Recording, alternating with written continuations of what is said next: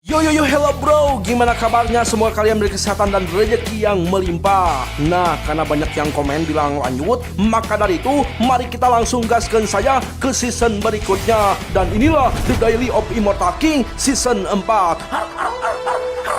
Hidup Cangcul!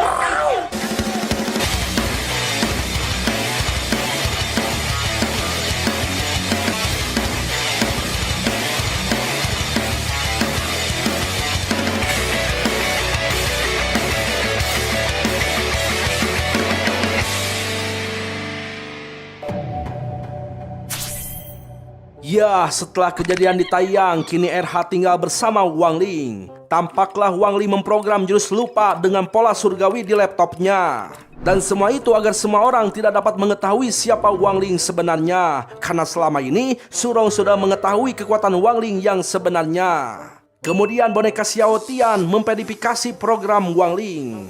Wang Ling tidak menggunakan jurus lupa karena efek gejala sisanya terlalu besar. RH penasaran dengan boneka surgawi yang ada di atas meja Wang Ling. Dan dia tidak percaya dengan garis surgawi yang sesungguhnya seperti sekarang. 天道，这是玩具而已吧？世人能看见一丝天道的轮廓也是，怎么可能是这样？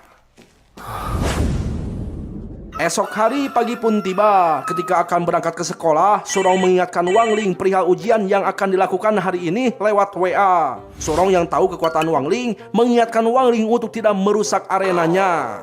Surong berasumsi bahwa Wang Ling adalah sang pemurni alam. Akan tetapi, Wang Ling hanya mengaku bahwa dia itu bukanlah siapa-siapa. Dan Wang Ling hanya mengaku tahu segalanya doang. 1 juta doang. Kemudian ayah Wang Ling menghampiri Wang Ling sambil memberikan sebuah alat untuk melupakan semua kejadian dengan diprogram surgawi. Lantas ayah Wang Ling memberitahukan cara-cara menggunakan alat tersebut dan... 玲玲啊，这是根据那口令是相信光芒。 Ya, tampaklah ayah Wang Ling pelingak-pelinguk karena telah lupa kejadian sebelumnya. Lalu ayah Wang Ling kembali mengenalkan alat pelupa buatannya serta cara-cara menggunakannya. Wang Ling yang sudah tahu langsung mengambil alatnya dan pergi meninggalkan sang ayah. Di sekolah, tampaklah Agus berangkat ke sekolah naik ojek pedang. Lalu ketika ada Pak Gemoy di gerbang, dia langsung turun dan memberi hormat. Di sisi lain, Chen Jiao menggandeng Wang Ling sambil mengingatkan mata pelajaran yang akan mereka laksanakan.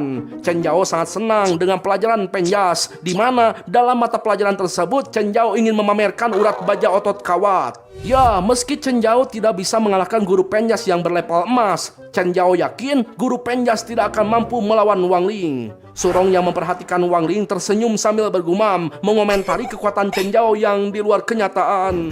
Tak lama kemudian guru Pangseng memasuki kelas elit dan menjelaskan bahwa guru penjas yang akan mengajar saat ini sedang sakit. Padahal guru penjas akan masuk ke dalam kelas dalam keadaan baik-baik saja dan langsung ditutup pintunya dengan jurus rawa rontek. Jelaslah hal itu membuat Chen Jiao kecewa karena enggak jadi pamer otot. Lantas guru Pangseng memberitahukan mereka bahwa pelajaran penjas akan diganti dengan pelajaran ilmu pedang. Pelajaran tersebut akan dibimbing oleh guru Gemoy. Dalam mata pelajaran tersebut akan diikuti oleh murid kelas lain alias disatukan dengan mereka. Dan seandainya mereka tidak setuju dengan guru Pangseng, mereka boleh protes mendatangi kantor guru Pangseng.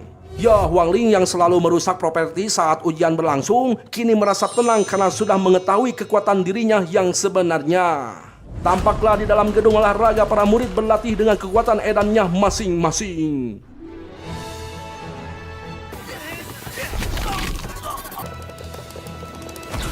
Gu Hao yang baru memasuki kembali gedung olahraga merasakan suasana yang berbeda di ruangan tersebut. Hal itu ternyata disebabkan oleh hasil renovasi yang dilakukan keluarga Surong setelah hancur saat perang dengan iblis. Tak lama kemudian guru Gemoy datang membawa cahaya kuning di tangannya. Kemudian cahaya tersebut memperlihatkan seorang pendekar pedang legendaris yang berlevel di atas 10 dengan tingkat super bernama Pan Rui. Pan Rui adalah seorang pendekar pedang yang menyadari ilmu pedang tingkat surgawi sejak dini. Pan Rui dikenal sebagai sang pedang abadi pembelah surgawi yang kini tidak diketahui keberadaannya.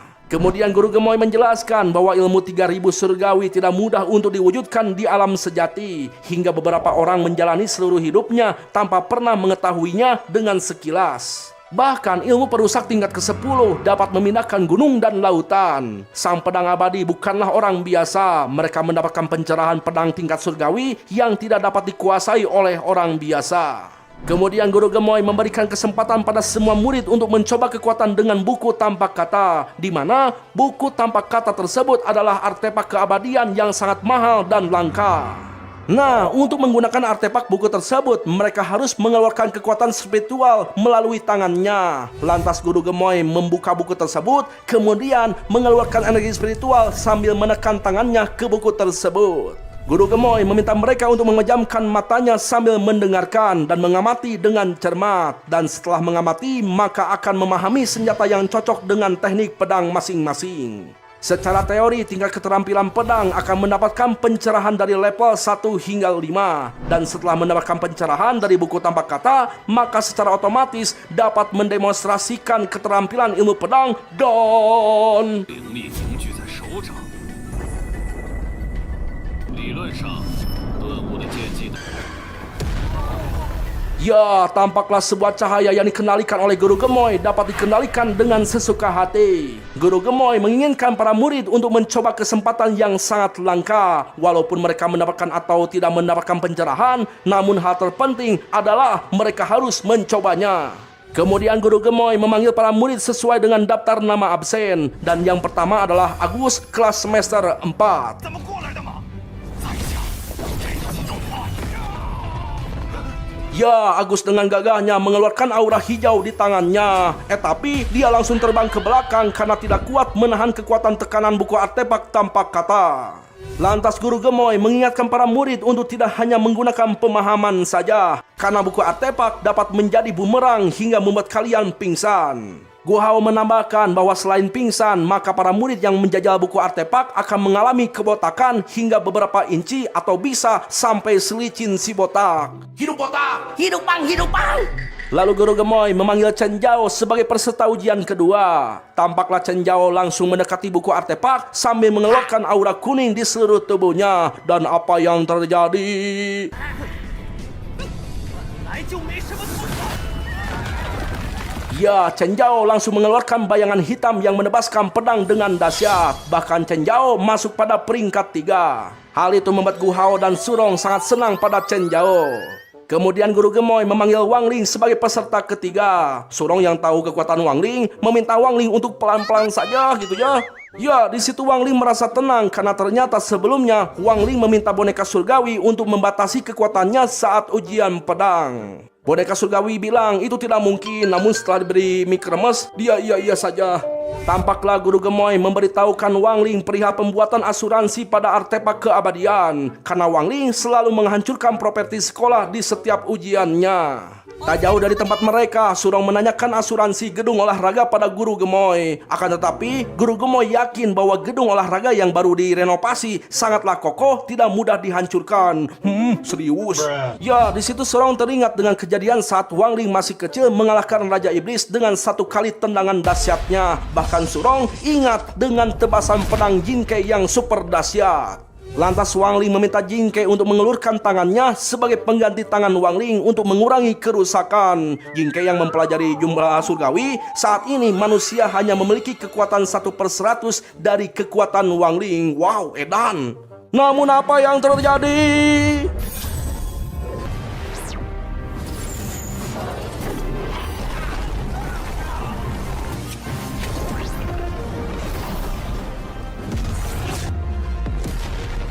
Ya, sungguh edannya Wang Ling malah mengeluarkan kekuatan membentuk sebuah pedang raksasa muncul dari atas langit, meluluh lantahkan semua gedung di sekitarnya.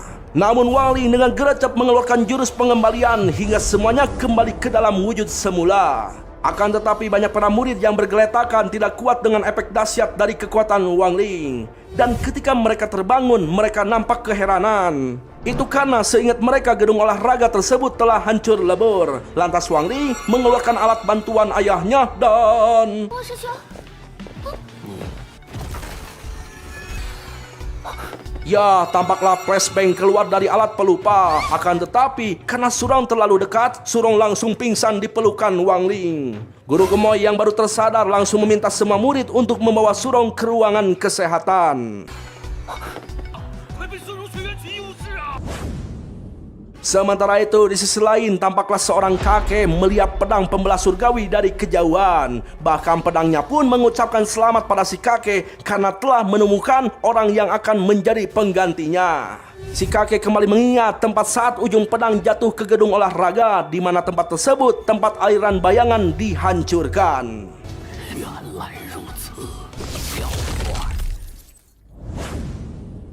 Hari pun terus berlalu. Tampaklah para master sekte gajah sedang mengadakan pertemuan penting. Akan tetapi, salah satu dari anggota mereka tidak hadir dalam pertemuan tersebut. 青椒今日有众人在身，是振兴我思想重担。 Di sisi lain, tampaklah Jiao Baxian, kita panggil saja Jiban, adalah seorang master pedang yang sangat kuat. Saking kuatnya, dia bertahan di urutan nomor 1 dalam grafik simulator teknik pedang selama 30 tahun.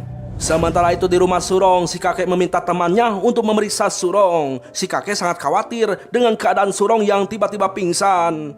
Si kakek teringat dengan karakter Surong yang selalu memaksakan diri untuk menjadi nomor 1. Padahal si kakek selalu memperingatkan Surong untuk tidak memaksakan diri.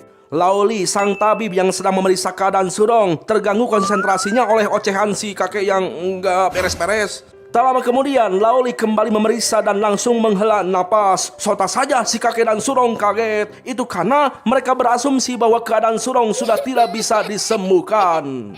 Tampaklah si kakek dan Surong saling meminta maaf. Mereka menangis sambil menyesali dengan kehidupan Surong yang sementara karena terjangkit penyakit yang mematikan. Yang padahal Laoli belum mengatakan apapun loh.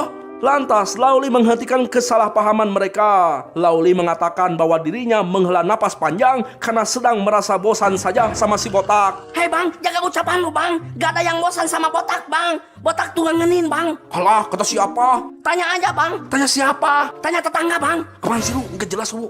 Ya, si kakek menjelaskan dirinya itu telah memeriksa Surong. Akan tetapi karena terlalu khawatir dan kurang yakin, si kakek sengaja memanggil Laoli, seorang murid utama dari sekte Dewa Dongye, untuk kembali memeriksa Surong. Kemudian Laoli memberitahukan bahwa Surong sebenarnya tidak apa-apa alias sehat walafiat. Dan perihal Surong yang selalu mendadak pingsan itu karena Surong tidak memiliki beban. Lantas Laoli merekomendasikan rumah pengobatan di Pulau Juhua yang dia kelola agar si kakek lebih yakin. Ternyata tempat tersebut baru dibangun oleh guru Laoli. Laoli memberitahukan bahwa kakek Sun dapat membawa Surong ke tempat perawatan medis biarawan di sana. Di mana tempat itu khusus untuk departemen yang berpengalaman, namun tempat tersebut belum selesai dibangun secara penuh. Kemudian Laoli memberitahukan bahwa tempatnya itu masih mempunyai masalah dalam rantai batu jiwa agar para biarawan dapat memberikan perawatan yang lebih nyaman. Kakek Sun yang mendengar itu dengan gercep menggunakan HP-nya untuk mengumumkan bahwa keluarga Surong akan mendanai penuh rumah perawatan Dewa Dongye, sang alkemis terkenal. Sontak saja Laoli langsung kaget karena dalam hitungan detik masalah rumah perawatan langsung teratasi. 提供更便捷的治疗。 Di sisi lain, Ibu Wang Ling alias Esi mengingatkan Wang Ling perihal semua kado yang sudah dimasukkan ke dalam tas penyimpanan Wang Ling. Tampaklah Wang Ling sudah mengganti bajunya atas saran dari sang ibu. Wang Ling ditemani RH untuk menemui Surong. Sementara itu Gu Hao, Chen Jiao, dan Lin Si sibuk dalam grup chat membicarakan perihal sakitnya Surong. Mereka tidak dapat menjenguk Surong karena sibuk dengan acaranya masing-masing. Hingga akhirnya mereka mewakilkan semua kado ucapannya pada Wang Ling. Sementara itu Surong yang ada di lantai atas memanggil Wang Ling dan RH untuk segera menemuinya. Tampaklah kakek Sun dan kellernya memperhatikan Surong dan Wang Ling melalui CCTV. Kemudian kellernya memberikan headset pada kakek Sun agar kakek Sun dapat mendengar semua yang dibicarakan Surong dan Wang Ling. Karena si keller berasumsi bahwa jika dua lajang di dalam kamar berduaan akan berbahaya, takutnya ada si botak yang menghasut mereka. Bang, lu kira gue iblis bang? Gue nggak se-iblis gitu bang. Lah, itu lu pakai kostum iblis sat. Nah, akan tetapi si kakek malah meminta pendapat RH perihal Wang Ling dan Surong. RH menjelaskan bahwa dirinya itu senior SMA 60 dan Wang Ling adalah murid yang baik dan berulang kali membuat keajaiban di dunia persilatan dan dia adalah murid yang paling ramah. Padahal di dalam pikiran RH yang sebenarnya gitu ya, Wang Ling itu sangat brutal jika sudah marah hingga hampir membuat dunia jadi kiamat. Ya, tampaklah si kakek Sun dan RH tertawa dengan lepas. Hal itu membuat si Keller teringat dengan masa kecilnya bersama Surong. Dan si Keller merasa kecewa karena dialah yang telah lama bersama Surong. Di sisi lain, Surong sangat senang mendapatkan kado dari teman-temannya. Akan tetapi, ternyata kado tersebut bekas pemberian teman-temannya yang memberikan kado saat Wang Ling sakit. Meski begitu, Surong sangat senang melihat Wang Ling mengeluarkan kempis. Karena Surong berasumsi bahwa itu adalah hadiah untuk Surong. Akan tetapi, Wang Ling memanaskan air dalam kempis dan meminta Surong untuk minum air hangat setiap hari. Jelaslah Surong kecewa. Ya, melihat Surong yang kecewa, Wang Ling memberikan sebungkus mie kremes keluaran terbaru dan rasa terbaru. Hal itu membuat Surong sangat bahagia karena Surong tahu mie kremes adalah makanan paling berharga milik si pujaan hati. Tak lama kemudian, Surong mendapatkan panggilan untuk memulai pemulihan di ruang yang dipenuhi dengan CCTV. Surong mengajak Wang Ling untuk ikut ujian visual bersama-sama, di mana ujian tersebut mengambil sebuah boneka dalam mesin permainan.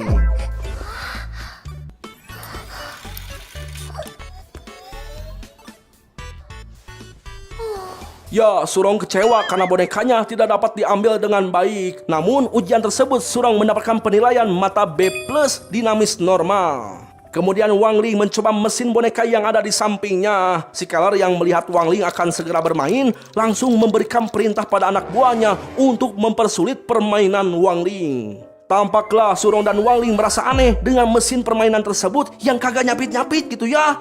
Namun Wang Ling yang mengetahui hal tersebut dengan tenang memutar-mutar stik mesin permain hingga menciptakan angin puting beliung. Alhasil boneka terbawa angin dan keluar dari mesin permainan. Sungguh di luar nalur. Lantas Wang Ling mendapatkan level penglihatan yang tidak masuk akal, membuat si Keller protes pada kakek Sun. Namun kakek Sun malah memuji Wang Ling dan menyamakan dirinya saat masih muda sama persis seperti Wang Ling. Halah, Hei bang, gak boleh gitu bang. Maklum bang, orang tua bang. iya maaf. Lantas Wang Ling mencoba pengujian kelincahan. Dan apa yang terjadi? 别动数据测试，别动数据。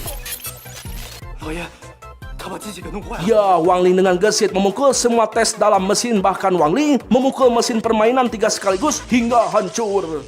Kemudian si kakek kembali menyamakan Wang Ling dengan dirinya ketika masih muda. Dan si kakek malah mempertanyakan kualitas mesin pengujian yang dinilai berbahaya untuk Surong. Sontak saja si Keller langsung terdiam. Kemudian si Keller memerintahkan kembali anak buahnya untuk menaikkan level permainan hingga ke tingkat neraka. Wadaw. Ya, tampaklah ring bola basket jadi menjauh. Wang Ling yang merasa aneh pun menunjukkan sedikit kekuatannya dan...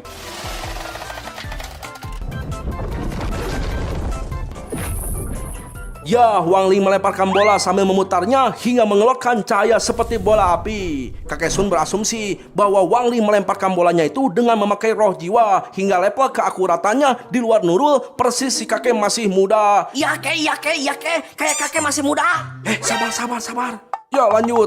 Di tes ujian selanjutnya, tampaklah Jingke memperingatkan Wang Ling untuk mengurangi sedikit nilai levelnya dalam apiator permainan pedang. Wang Ling pun mengayunkan pedang dengan sangat pelan. Namun apa yang terjadi?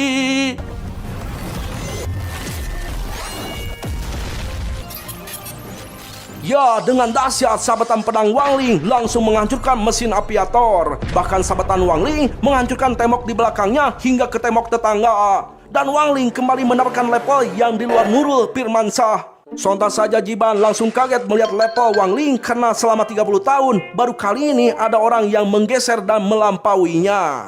Tampaklah si Keller pun ikut protes pada kakek Sun. Akan tetapi kakek Sun malah tertawa dan menyalahkan kualitas pengetesannya yang buruk. Dan lagi-lagi si kakek menyamakan dirinya dengan Wang Ling saat masih muda. Iya kek, terserah kakek saja kek. Sabar, nggak boleh gitu. Sama orang tua nggak boleh loh. Nah, kemudian Wang Ling memberikan boneka hadiah permainannya pada Surong sambil mendoakan Surong untuk lekas sembuh. Surong yang mendapatkan boneka dari Wang Ling langsung kegirangan. 早日康复，孙荣。谢谢王林师兄。 Di sisi lain, Jiban terus menebaskan pedangnya untuk melampaui poin Wang Ling. Namun kayaknya dia kagak bisa. Hingga akhirnya dia marah-marah mematahkan pedangnya. Singkat cerita, sore pun tiba. Tampaklah Wang Ling mengajak RH untuk pulang. Kemudian RH memberitahukan Wang Ling bahwa Jiban tidak mudah diganggu karena dia merupakan master dari 4 gajah sekte pedang Wuji yang terkenal keburukannya. Nah, karena Wang Ling melampaui peringkat Jiban, tidak menutup kemungkinan bahwa Jiban akan membalas dendam pada Wang Ling. 都完事了，据说是4小州的高手，排名超了他，说不定会报复你。 Waktu pun terus berlalu. Tampaklah ketiga master gajah kembali dikesalkan oleh Jiban, salah satu master sekte gajah depan yang tidak hadir di rapat pleno. Dan ternyata Jiban sedang ditugaskan oleh salah satu dari ketiga master, di mana Jiban ditugaskan untuk membunuh Surong. 说执行完任务后即刻回归。 Sementara itu, Guru Gemoy dan Guru Pangseng menonton berita di salah satu televisi lokal yang menyiarkan langsung perihal efek era kultivasi ilmiah dimulai. Efek tersebut membuat semua para biarawan tua mulai memperhatikan pengembangan tubuh fisik mereka. Guru Gemoy mengatakan bahwa sejak gedung olahraga direnovasi, para murid mulai ketinggalan pelajaran fisik. Tiba-tiba Guru Pangseng marah. Guru Pangseng merasa bahwa jurus petir dan mantra yang diajarkan Guru Gemoy kurang berpengaruh dalam pertempuran. Guru Pangseng berasumsi jika suatu hari terjadi pertempuran, maka penguasaan teknik pemanggilan roh adalah jurus yang sangat penting. Akan tetapi menurut Guru Gemoy, penguasaan teknik fisik juga sangatlah penting. Guru Gemoy yang levelnya lebih rendah merasa direndahkan oleh Guru Pangseng karena telah mengambil jam mata pelajaran fisik Guru Gemoy. Lalu ketika Pangseng kayak begitu, tiba-tiba...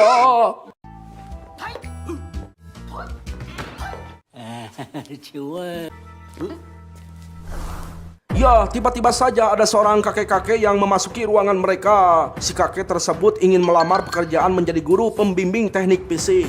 Sontak saja Guru Gemoy kaget dengan kedatangan si kakek yang merupakan master pedang sekte Wuji. Bahkan Guru Pangseng heran dengan kedatangan master pedang.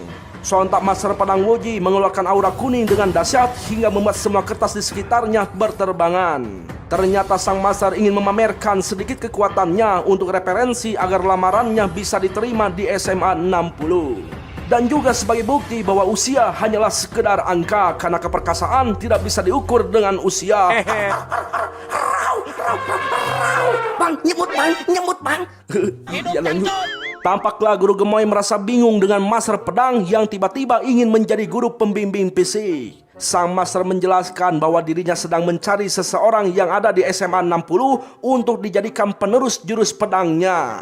Kemudian Guru Gemoy mengajak master pedang alias Guru Yi untuk berkeliling untuk mengenali lingkungan sekolah SMA 60. Lantas Guru Gemoy menjelaskan bahwa untuk menjadi guru teknik fisik harus mempunyai kemampuan fisik yang hebat. Sebab selama ini Guru Pangseng yang berlevel tingkat emas dalam teknik roh sudah merasa paling hebat hingga menghalangi pelajaran fisik Guru Gemoy. 各凭本事。没人是本知道的对手。 Hari pun terus berlalu. Tampaklah Surong CS melihat guru pembimbing fisik baru yang setiap harinya hanya berkeliling bersama Guru Gemoy. Gu Hao berasumsi bahwa guru tersebut sudah terlalu tua hingga tidak bisa mengajari para murid. Akan tetapi berbeda dengan pandangan Chen Zhao. Chen Zhao berasumsi bahwa guru fisik tersebut adalah biksu yang hebat. Dan selama dapat memberikan pelajaran teknik fisik dengan lancar, maka siapapun dapat menjadi pengajar. Sementara Wang Ling mengetahui siapa guru teknik fisik barunya, yaitu sang pendekar pedang dari Huaxiao. Kemudian Jing Kai memberitahukan bahwa hanya Wang Ling lah yang dapat menarik ahli master pedang dan dia berkemungkinan mencari penerus. Tak lama berselang, Guru Gemoy memasuki ruangan kelas untuk memberikan ujian roh. Karena guru pembimbing fisik baru masih sedang mengenali lingkungan dan itu akan memakan waktu yang lama. Sontak saja para murid mengeluh. Tampaklah Wang Ling membuka buku untuk melihat formasi sederhana untuk mendeteksi keadaan musuh. Sementara itu Jiban masih terbang mencari Surong dengan mengikuti arah GPS. Jiban mendapatkan pemberitahuan dari Mbah Google bahwa perjalanannya sedang diawasi CCTV. Akan tetapi Jiban tidak melihat apapun di sekitar, yang hanya ada sinar putih terang mengikuti arah perjalanannya.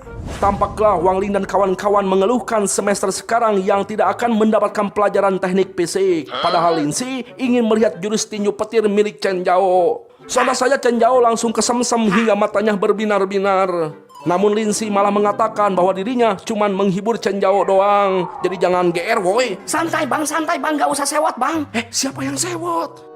Tiba-tiba Master Yi menghadang langkah mereka sambil memuji kekuatan fisik Wang Ling CS. Sontak saja Wang Ling CS langsung memberi hormat, kemudian pergi meninggalkan Master Yi. Karena Master Yi nampak kereot nggak ada kuat-kuatnya. Akan tetapi Master Yi memanggil mereka kembali, kemudian mengajak mereka untuk bersatu melawan kekejaman guru. Karena selama ini Guru Pangseng lah yang menahan Master Yi untuk memberikan pelajaran teknik PC. Nah, agar tidak diremehkan, Master Yi mengeluarkan sedikit auranya dan terbang tanpa pedang, layaknya Super Saiyan. Sontak saja Chen Zhao senang karena dugaannya selama ini ternyata benar bahwa Master Yi adalah seorang biksu yang hebat. Gu Hao melihat Master Yi menggunakan energi spiritual dan mengubahnya menjadi aliran udara agar dapat berdiri mengambang. Lantas Master Yi membenarkan perkataan Gu Hao bahwa yang dilakukannya adalah teknik level atas. Akan tetapi mereka harus menguasai teknik level rendah terlebih dahulu. Chen Zhao berasumsi bahwa dengan perkembangan saat ini mereka masih banyak yang belum dipelajari. Namun Master Yi langsung memberitahukan intisari dari teknik levitas tinggi, di mana teknik tersebut terletak pada manipulasi yang tepat dari energi spiritual seseorang antara satu blok dengan blok lainnya. Surong yang lebih pintar dari yang lainnya langsung mengerti apa yang dikatakan Master Yi, dan Surong merasa sudah mendapatkan satu pelajaran langsung dari Master Yi perihal teknik fisik. Sementara itu, Jiban semakin mendekati lokasi Surong. Jiban terlihat semakin kesal pada Surong yang telah menipunya. 好你个小丫头片子！太阳岛收费站。 Esok hari pagi pun tiba. Tampaklah Surong dan Wang Ling menghampiri Guru Pangseng untuk memintanya belajar pagi. Surong mengatakan bahwa para murid merindukannya, bahkan Chen Zhao ingin mempertahankan kedisiplinan yang diterapkan oleh Guru Pangseng. Nah, karena merasa tersanjung, Guru Pangseng langsung memuji para murid yang mempunyai semangat tinggi untuk belajar bersamanya. Lantas dengan semangat Guru Pangseng bersiap untuk memberikan pelajaran pada para murid kelas elit. Singkat cerita, siang pun tiba. Guru Pangseng yang bersiap-siap akan makan siang dihampiri Chen Zhao dan Wang Ling. Kemudian Chen Zhao memberitahukan keluhan para murid yang merasa ujian yang diberikan Guru Pangseng terlalu mudah. Dan Chen Zhao meminta Guru Pangseng untuk mengulang ujian tersebut lagi sekarang. Sontak saja Guru Pangseng langsung panik. Sebagai murid SMA kelas elit, Chen Zhao ingin Guru Pangseng memberikan pelajaran dengan disiplin tinggi agar tidak ketinggalan. Dan Wang Ling membenarkan hal itu. Singkat cerita, Guru Pangseng kembali ke ruangannya setelah memberikan ujian lanjutan. Tampaklah Guru Pangseng merasa letih dengan berkas yang semakin menumpuk. Tiba-tiba Gu Hao datang sambil mengatakan bahwa semua murid sangat merindukan Guru Pangseng. Dan saat ini mereka sudah berada di kelas alkimia, menunggu Guru Pangseng sambil belajar membuat pil seperti yang diajarkan Guru Pangseng. Kemudian Gu Hao mengatakan moto dari Guru Pangseng, di mana seorang guru harus meninjau kembali hasil pemahaman para murid. Dan Wang Ling kembali membenarkan perkataan Gu Hao. Lantas dengan sangat kesal, Guru Pangseng menyetujui untuk ikut bersama mereka. Sore pun tiba. Tampaklah Guru Gemoy sedang santai sambil nguliat badak. Guru Gemoy melihat Guru Pangseng menahan pintu masuk ruang guru dengan pepedeket, kemudian menguncinya dari dalam. Tampaklah Lin Si, Surong, dan Wang Ling akan menemui Guru Pangseng. Karena pintu ruangan tersebut terkunci, Lin Si berasumsi bahwa Guru Pangseng belum datang. Akan tetapi Surong mengatakan bahwa Guru Pangseng adalah guru yang paling rajin dan disiplin, alias tidak pernah telat. Kemudian Lin Si memberitahukan Wang Ling bahwa di lorong tersebut tidak dipasang CCTV. Lantas Wang Ling langsung bertindak dan... ya, hanya dengan sentilan Wang Ling, pintunya langsung hancur. Bahkan saking dahsyatnya sentilan tersebut, tembus hingga menghancurkan tembok ruangan dan tetangga. Kemudian Wang Ling memberitahukan Guru Pangseng sudah ditunggu oleh semua murid untuk segera memberi pelajaran pemanggilan segel roh. Guru Gemoy yang melihat Guru Pangseng terlihat gugup, ingin menggantikan jadwal pelajaran Guru Pangseng. Akan tetapi, dengan serentak Lin Si dan Surong melarangnya. Kemudian Lin Si dan Surong membawa Guru Pangseng untuk mengajar.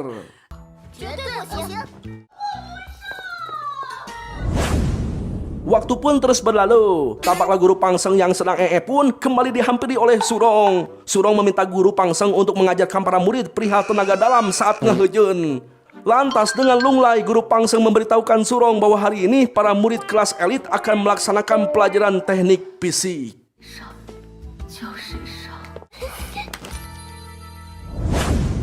Esok hari pagi pun tiba. Tampaklah para murid sudah bersemangat ingin belajar teknik fisik, karena akhirnya mereka bisa belajar teknik fisik.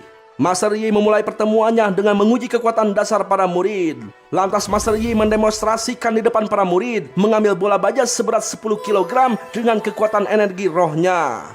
Dan dengan cara melempar bola maka akan terlihat gambaran tentang kekuatan inti dasar seseorang.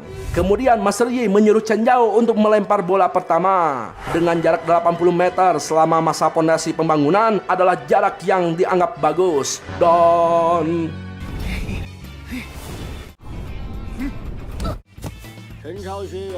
ya, dengan kekuatan aura energinya, Chen Yao melemparkan hingga jarak lemparannya mencapai 100 meter.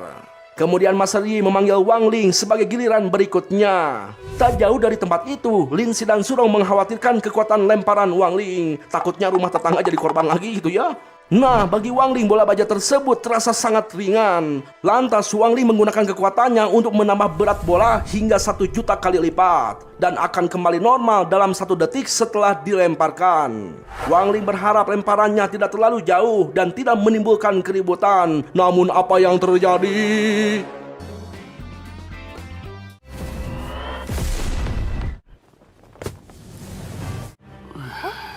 Ya, kali ini Wang Ling beneran nampak terlihat lemah. Surong dan Master Yi yang melihat itu biasa-biasa saja karena Wang Ling hanya melempar sejauh 50 meter saja. Yang padahal gitu ya, lemparan Wang Ling itu sebenarnya telah mengelilingi dunia. Jadi begini ceritanya bro, ketika dilempar bola baja tersebut melesat ke langit. Jiban yang sedang terbang mengincar Surong terkena hantaman hingga tumbang. Dan bola baja tersebut mengelilingi dunia bahkan melewati langit Indonesia. Lalu setelah mengelilingi dunia, baja tersebut berhenti di jarak 50 meter. Nah, Lin Si yang tahu kejadian sebenarnya memberitahukan Surong hingga membuat Surong kaget. Waktu pun terus berlalu. Tampaklah guru gemoy menemui Master Yi yang tidak ingin diperlakukan secara formal. Master Yi menjelaskan bahwa dirinya belum menemukan murid yang dicarinya. Bahkan Wang Ling yang direkomendasikan guru gemoy hasilnya biasa-biasa saja di mata Master Yi. Kemudian Master Yi memberitahukan guru gemoy bahwa dirinya sedang menunggu seseorang murid sekte gajah yang terkenal kejam ingin menyerang SMA 60. Master Yi telah lama menunggunya, namun hingga saat ini dia tidak kunjung datang. Yaitu karena si Jiban kayaknya sudah koid deh sama si Wang Ling.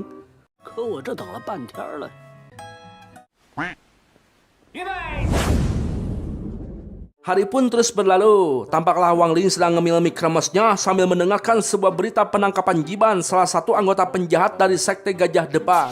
Dan penangkapan tersebut dilakukan oleh Capsek dengan cara bertarung dan mengalahkannya dengan memukul dagu Jiban.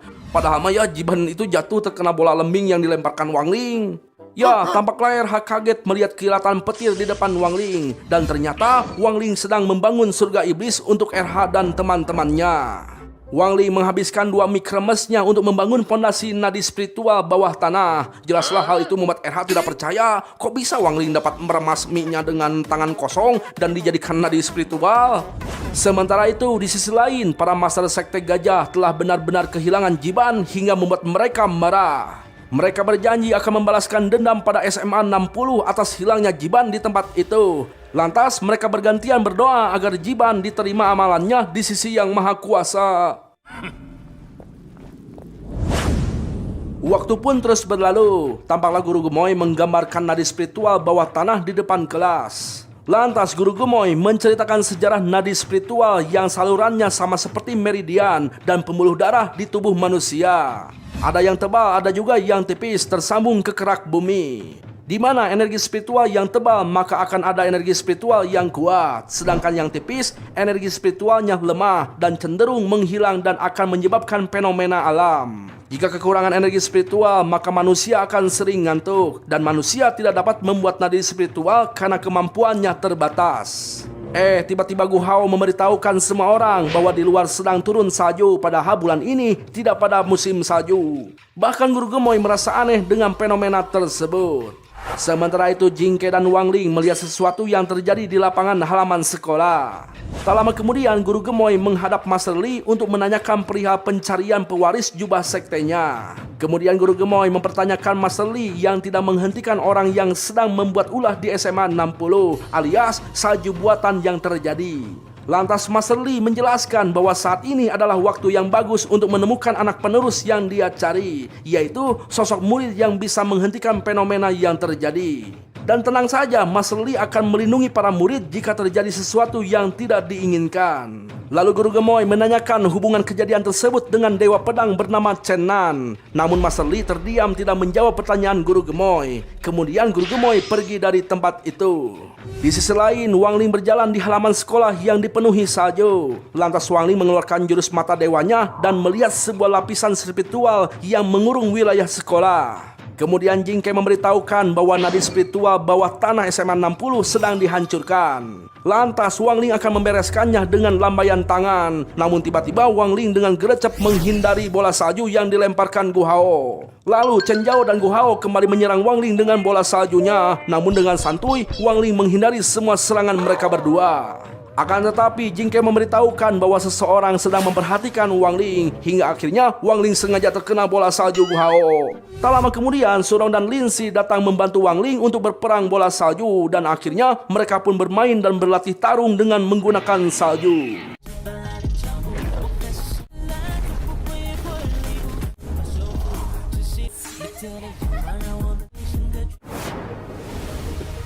Ya, Guru Gemoy dan Master Li yang melihat mereka dari atas bangunan merasa iri dengan masa muda para murid. Tak lama berselang, Chen Zhao merasakan cuaca yang semakin dingin, hingga Surong mengajak mereka untuk kembali masuk ke kelas mereka. Sementara itu, Guru Pangseng yang akan menulis dengan tinta, tiba-tiba tintanya membeku jadi es. Guru Pangseng yang langsung mengetahui situasinya menanyakan nadi spiritual sekolah mereka yang sedang bermasalah. Akan tetapi Guru Gemoy memberitahukan bahwa Master Pedang akan mengatasi permasalahan tersebut. Namun Guru Pangseng mengkhawatirkan para murid sekolah. Lalu Guru Gemoy mengatakan bahwa kejadian tersebut sangatlah langka. Maka dari itu hari ini akan dianggap sebagai latihan tahunan para murid. Nah, jika sudah diperlukan maka Master Pedang akan segera bertindak, bahkan Guru Gemoy pun akan ikut bertindak. Guru Pangseng tahu bahwa Master Li sedang mencari seorang pewaris jubah pedang, dan mungkin saja orang tersebut adalah Surong. Akan tetapi Guru Gemoy mengatakan bahwa untuk menjadi pewaris jubah pedang tidak semudah yang dibayangkan, meskipun Surong mempunyai bakat yang hebat. Mereka pun bercanda sambil tertawa karena meyakini yang pastinya itu bukan Wang Ling. Oh, mereka belum tahu siapa Wang Ling. 是啊，反正也不会是王林。 Sementara itu, tampaklah Chen Zhao yang akan masuk ke dalam kelas, tangannya menjadi beku ketika menggenggam gagang panto. Sontak saja mereka kaget, lantas seseorang dari dalam kelas memperingatkan Chen Zhao untuk tidak memegang pintu karena akan membeku. Halah, telat. Dan ternyata di dalam kelas ada seseorang yang lidahnya membeku dan lampu sekolah pun mati lampu. Ya, mereka merasa aneh dengan cuaca tersebut. Lantas mereka meminta Chen Zhao untuk melakukan sesuatu. Namun dengan gercep Gu Hao memegang tangan Chen Zhao yang akan menghancurkan pintu kelas. Karena pintu tersebut adalah milik publik dan mereka harus menggunakan sihir untuk membuka pintu tersebut agar tidak rusak. Lantas Surong mengingatkan Chen Zhao untuk menggunakan jurus bola api yang mereka telah pelajari. Kemudian Chen Zhao merapalkan mantra bola api. Tapi apinya malah kecil banget. Sontak saja mereka heran karena bola api Chen Zhao hanyalah sebesar api lilin. Dan hal itu membuat Chen Zhao jadi malu banget. Lalu Gu Hao mencoba mengeluarkan jurus bola apinya, akan tetapi api tersebut sama besarnya dengan api Chen Zhao. Sontak saja Chen Zhao menjadi senang kembali karena ada teman gitu ya. Ya, Lin Si dan Surong yang menyadari ada sesuatu yang aneh dari cuaca tersebut. Lantas mereka mencoba mengeluarkan jurus bola api secara bersamaan. Dan ternyata jurus mereka pun sama hasilnya seperti Chen Zhao dan Gu Hao. Kemudian Surong mengeluarkan energi spiritualnya yang tidak bisa mengembun seperti bola biasanya. Bahkan nampak seperti pasir yang tidak bisa digenggam. Surong berasumsi bahwa badai saljulah yang menyebabkan nadi spiritual bawah tanah sekolah mereka menjadi bermasalah. Gu Hao memikirkan bagaimana cara membetulkan nadi spiritual bermasalah. Namun tiba-tiba Lin Si terjatuh, tidak kuat menahan hawa dingin badai salju tersebut karena Lin Si adalah ras kupu-kupu yang tak kuat dingin. Tampaklah Surong dalam hatinya memanggil Wang Ling dan memintanya untuk segera mengatasinya.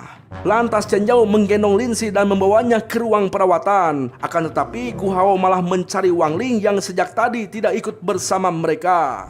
Di sisi lain, di halaman sekolah, tampaklah si rambut putih alias si Hui, salah satu sekte gajah depan, sedang menancapkan pedang esnya.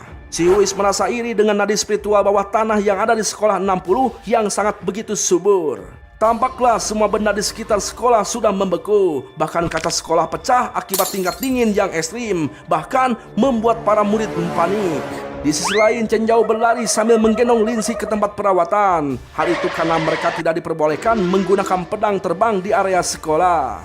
Tampaklah Jing Kai memberitahukan Surong untuk bertahan beberapa detik lagi karena Wang Ling akan segera menghentikan si Huis. Sementara itu, si Huis dihampiri oleh Wang Ling. Si Huis merasa heran dengan Wang Ling yang tingkat spiritualnya rendah, namun bisa menahan badai salju ekstrim yang seharusnya dapat membekukan orang biasa. Dan tiba-tiba...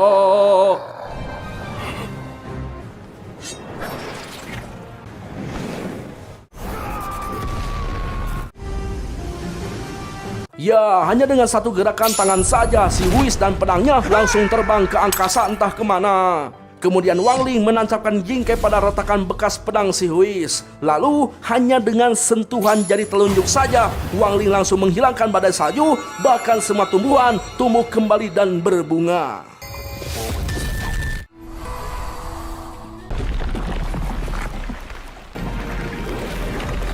Ya, akhirnya sekolah SMA 60 kembali normal. Lin Si pun kembali sehat. Di sisi lain, Mas Li masih belum tahu siapa orang yang telah menormalkan kembali cuaca di sekitar sekolah. Sementara itu, Capsek sedang mengadakan konferensi pers di salah satu gedung yang jauh dari sekolah SMA 60. Namun tiba-tiba sebuah pedang es jatuh di hadapannya, lalu disusul si Huis yang jatuh tak berdaya. Dan ternyata si Huis adalah buronan mereka, sehingga Capsek kini kembali mendapatkan pujian karena telah menangkap buronan secara live.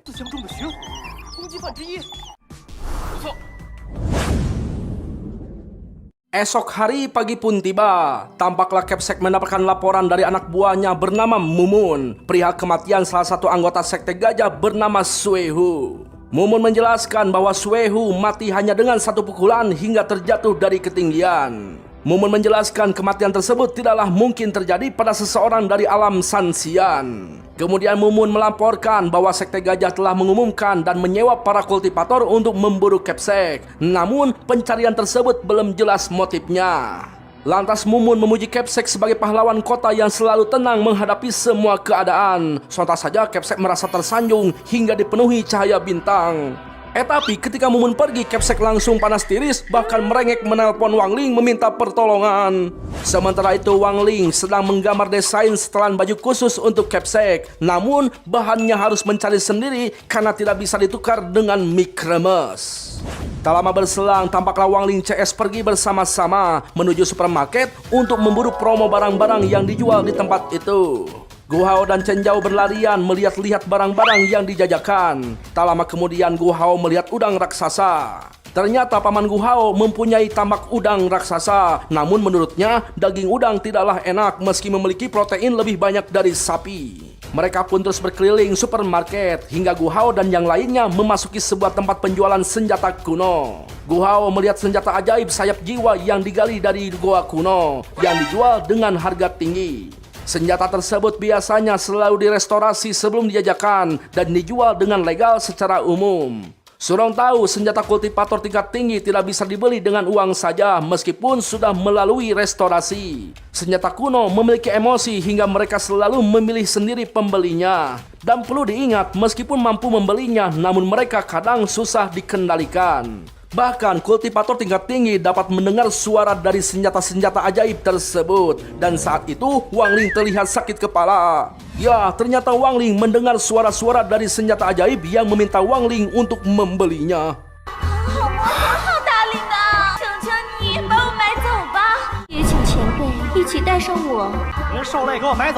Jing Kai memberitahukan Wang Ling perihal suara senjata ajaib yang terdengar sangat menyedihkan. Lalu ketika Wang Ling pergi, para senjata ajaib langsung patah hati.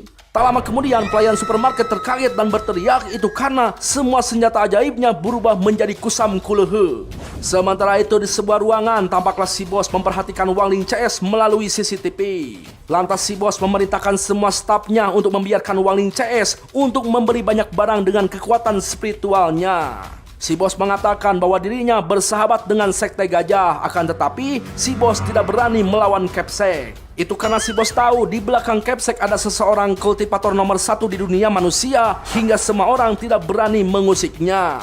Namun si bos masih berani untuk menindas orang-orang yang berasal dari sekolahnya. Dia udah salah target, Bang. Ya biarin saja, dia nggak tahu siapa Wang Ling. Sementara itu, Wang Ling memberikan kertas pembeliannya pada pelayan dengan harga 800 batu jiwa. Di sisi lainnya, Chen Zhao tertarik dan mencoba kacamata luar angkasa keluaran terbaru, di mana kacamata tersebut direkomendasikan untuk kultivator yang tidak memiliki pelatihan tempur. Bahkan di dalamnya terdapat beragam buku mantra dan jurus seni bela diri. Tampaklah si pelayan terus menggoda Chen Zhao untuk membelinya, akan tetapi harganya terlalu mahal bagi Chen Zhao yang merupakan kaum menang-mending. Kemudian si pelayan Acuy memberikan penawaran pada Chen Zhao untuk membayar dengan kekuatan spiritual tingkat lanjut, di mana Chen Zhao cukup menempelkan jari untuk menandatangani kontrak, dan kelak jika Chen Zhao mengalami kenaikan level, maka akan diambil kekuatannya. Kemudian Gu Hao memperingatkan Chen Zhao untuk memikirkan kembali tanda tangan peningkatan kekuatan spiritual yang nantinya akan dianggap menjadi milik orang lain. Akan tetapi Acuy dengan entengnya mengatakan bahwa Chen Zhao tidak perlu khawatir karena dia tidak akan mengambil semuanya secara sekaligus. Dengan kata lain, Chen Zhao akan membayarnya dengan dicicil yang tidak akan mempengaruhi perkembangan ranah Chen Zhao. Lantas si Acuy menawarkan kotak telur hewan roh versi terbaru yang ada di pasaran pada Gu Hao. Sontak saja Gu Hao jadi tertarik karena hanya 2% saja kemungkinan untuk mendapatkan hewan roh yang langka. Acuy menawarkan jika Gu Hao membelinya sekarang maka akan dilengkapi dengan pelayanan perawatan dan bimbingan, termasuk kelahiran dan kesehatan dari mereka.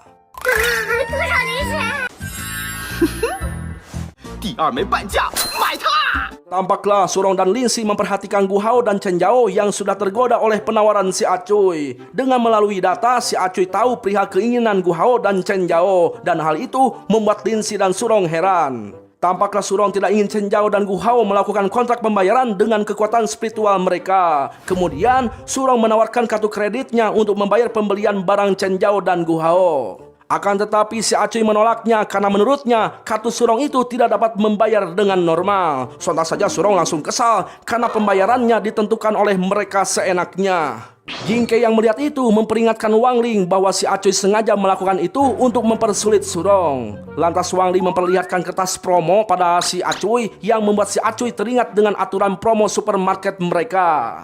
Kemudian si Acuy memanggil 2 pelayan untuk membawa sebuah mesin undian ke depan Wang Ling, lalu mempraktikkan cara permainannya. Acuy memberitahukan aturan mesin permainan tersebut di mana mereka harus mendapatkan bola emas untuk pembelian barang mereka. Wang Ling memberikan kertas pembelanjaan dan Wang Ling mendapatkan 8 kali kesempatan pemutaran permainan. Lantas Wang Ling meminta kacamata Chen Zhao yang jadi hadiahnya. Acuy memperbolehkan jika Wang Ling mendapatkan bola emas dalam 1 kali pemutaran saja.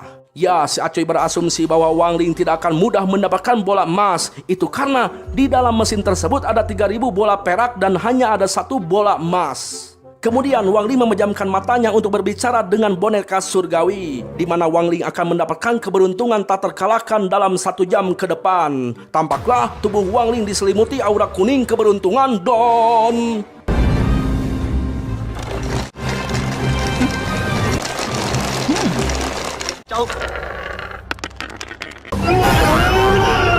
Ya, sontak saja si Acuy langsung kaget hingga kedua bola matanya hampir keluar. Sementara Chen Zhao dan kawan-kawan langsung bersorak gembira, bahkan Chen Zhao dan Gu Hao merasa terharu. Tapi si Acuy yang eblek malah meminta maaf untuk kesalahannya karena ternyata aturannya itu harus mendapatkan 2 bola emas. Tampaklah Wang Ling menarik napas panjang karena dia tahu si Acuy akan licik dan merubah peraturannya kayak di pasar malam. Nah, ketika Wang Ling memutar kembali mesin tersebut yang keluar bola emas lagi, sontak saja si Acuy langsung kaget, bahkan lebih kaget lagi, Wang Ling mengeluarkan bola emas hingga 3 kali. Tampaklah Chen Zhao semakin dipenuhi dengan bintang kegembiraan. Lantas Chen Zhao berjongkok sambil memuji Wang Ling sebagai dewa keberuntungan. Nah, di situ Surong menantang si Acuy untuk kembali mengubah peraturannya. Kemudian si Acuy meminta Wang Ling untuk mengikuti permainan berikutnya, di mana Wang Ling harus mengeluarkan 1 bola emas dan 2 batu rubi untuk mendapatkan kacamata dan telur hewan langka. Tampaklah Wang Ling memutar mesin permainannya dengan santai, berbeda dengan si Acuy yang sangat ketakutan hingga terlihat ngaderek-dek dan berkeringat dingin. Lalu tiba-tiba...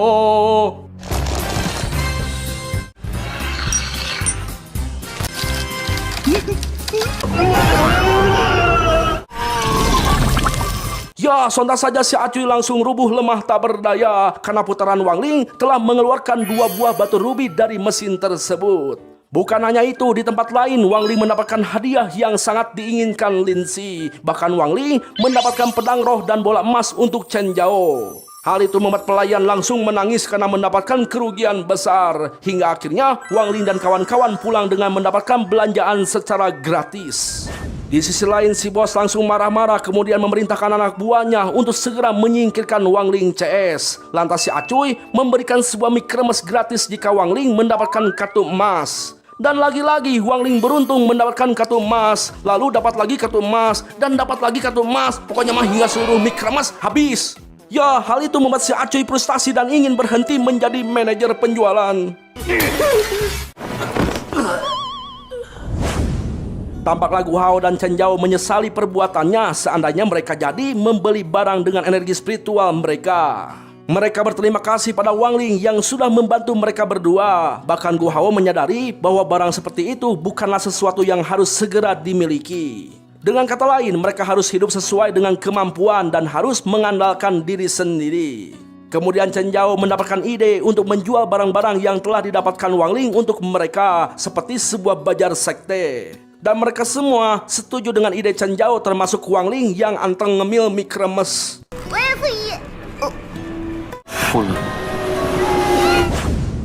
Malam pun tiba, tampaklah Kepsek dengan mata berbinar melihat bungkusan yang dikirim Wang Ling dan isinya.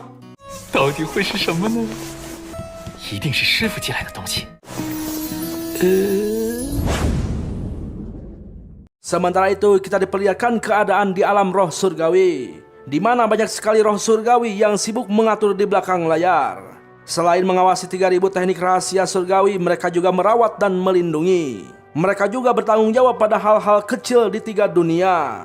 Tampaklah roh surgawi mendapatkan laporan bahwa ada 2 orang yang datang yang semasa hidup mereka berperilaku buruk. Tampak roh surgawi melihat luka yang diderita 2 orang tersebut sama seperti yang didapatkan Jiang Li yang diakibatkan oleh serangan Wang Ling. Lantas roh surgawi menyuruh mereka memasukkan 2 orang tersebut ke dalam sumur yang sama dengan Jiang Li untuk diintrospeksi diri.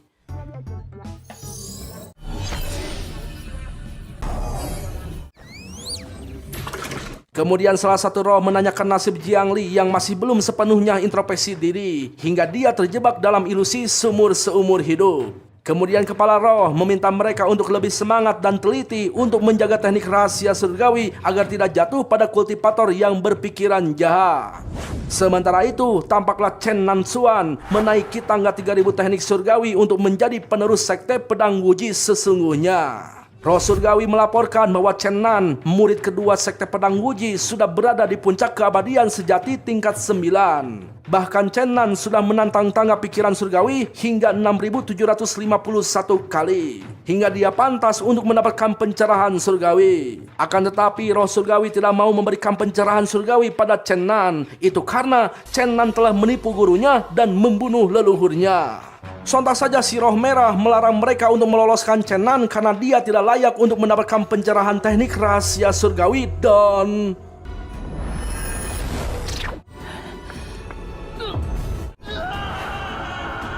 Ya, roh kuning langsung menyerang dengan angin besar hingga Chen Nan terjatuh dan terbangun dari semedinya. Tampaklah Chen Nan tidak puas dengan hasil tersebut. Lantas Chen Nan mengutuk tubuh seniornya yang sudah tua. Chen Nan merasa bangga dengan tubuhnya yang masih muda dan masih panjang untuk mendapatkan pencerahan surgawi. Bahkan Chen Nan mempunyai banyak murid sebagai penerus sektenya. Di sisi lain, tampaklah salah satu anggota sekte gajah depan bernama Kumis begitu marah sambil membayangkan Kepsek yang telah membunuh salah satu temannya. Lalu tiba-tiba si Kumis dengan dahsyat menyabetkan pedangnya pada sebuah gunung hingga gunung tersebut terbelah menjadi 2. Tak lama kemudian adik seperguruannya si rambut merah melaporkan keberadaan orang yang berbakat di SMA 60 dan dia ingin melaporkan pada guru mereka. Namun si Kumis menolaknya karena menurutnya sang guru sedang menguji mereka yang sama-sama berada di puncak Sanxian.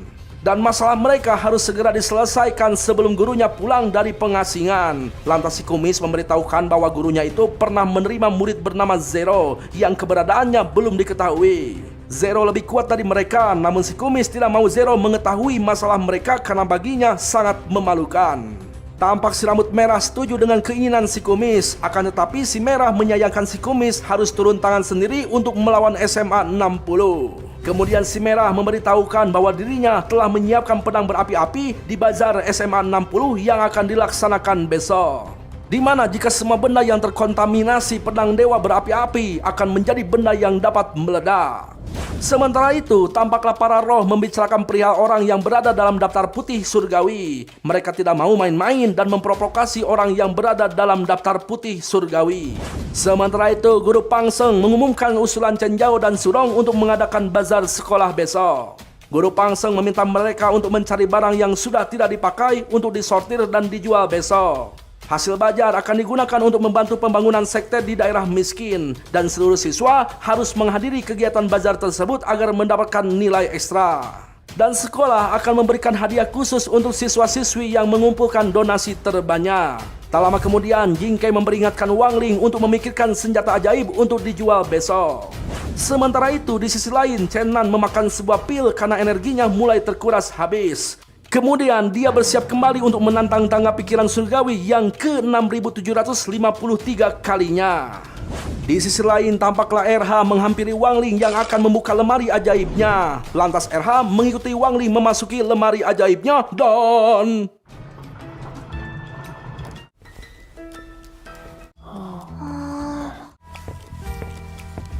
Ya, Jingkai memberitahukan RH bahwa mereka berada di dalam perpustakaan surgawi dan yang dilihat mereka adalah roh surgawi. RH teringat dengan Wang Ling yang pernah melawan kehendak surgawi. Akan tetapi tidak mungkin Wang Ling berada di atas surgawi karena hal itu tidak mudah bagi manusia untuk melihat garis besar surgawi. Dan RH sangat heran dengan lemari Wang Ling yang terhubung langsung dengan ruangan surgawi legendaris. Kemudian Wang Ling dengan gemetar mengeluarkan mic kremes untuk bertukar alias barter, padahal Wang Ling tidak mau bertukar. Tiba-tiba ketujuh roh surgawi datang dan bersimpuh di depan Wang Ling. Lantas mereka meminta maaf pada Wang Ling. Tampaklah salah satu roh kuning penasaran siapa Wang Ling karena semua tuan mereka menyambutnya dengan hormat. Dan ternyata Wang Ling adalah satu-satunya orang yang masuk ke dalam daftar putih. Sontak saja RH langsung kaget dan RH merasa terhormat telah menjadi anjing Wang Ling di dunia manusia.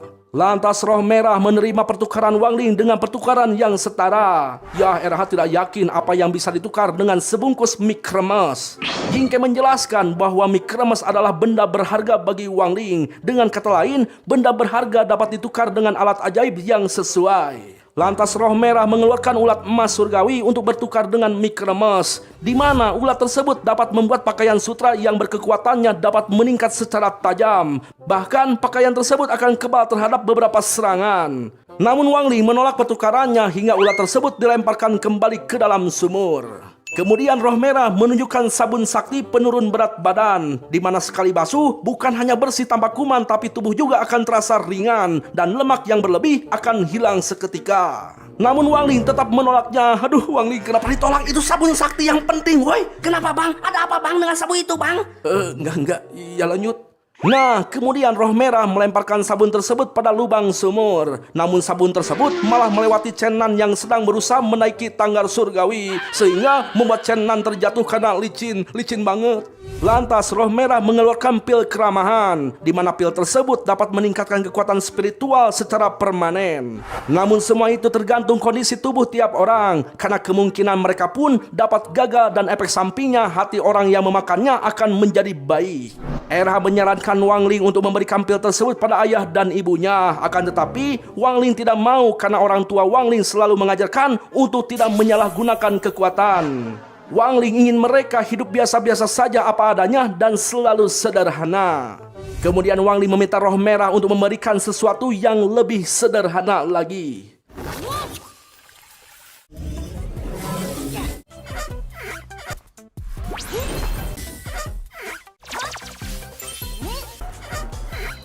Ya, tampaklah roh merah mengeluarkan banyak pusaka senjata ajaib dari dalam sumur. Akan tetapi Wang Ling menolaknya. Nah, karena sumur Taiyin sedang digunakan dan para roh surgawi sedang pada sibuk, Chen Nan memanfaatkan kesempatannya untuk mendekati surgawi dan...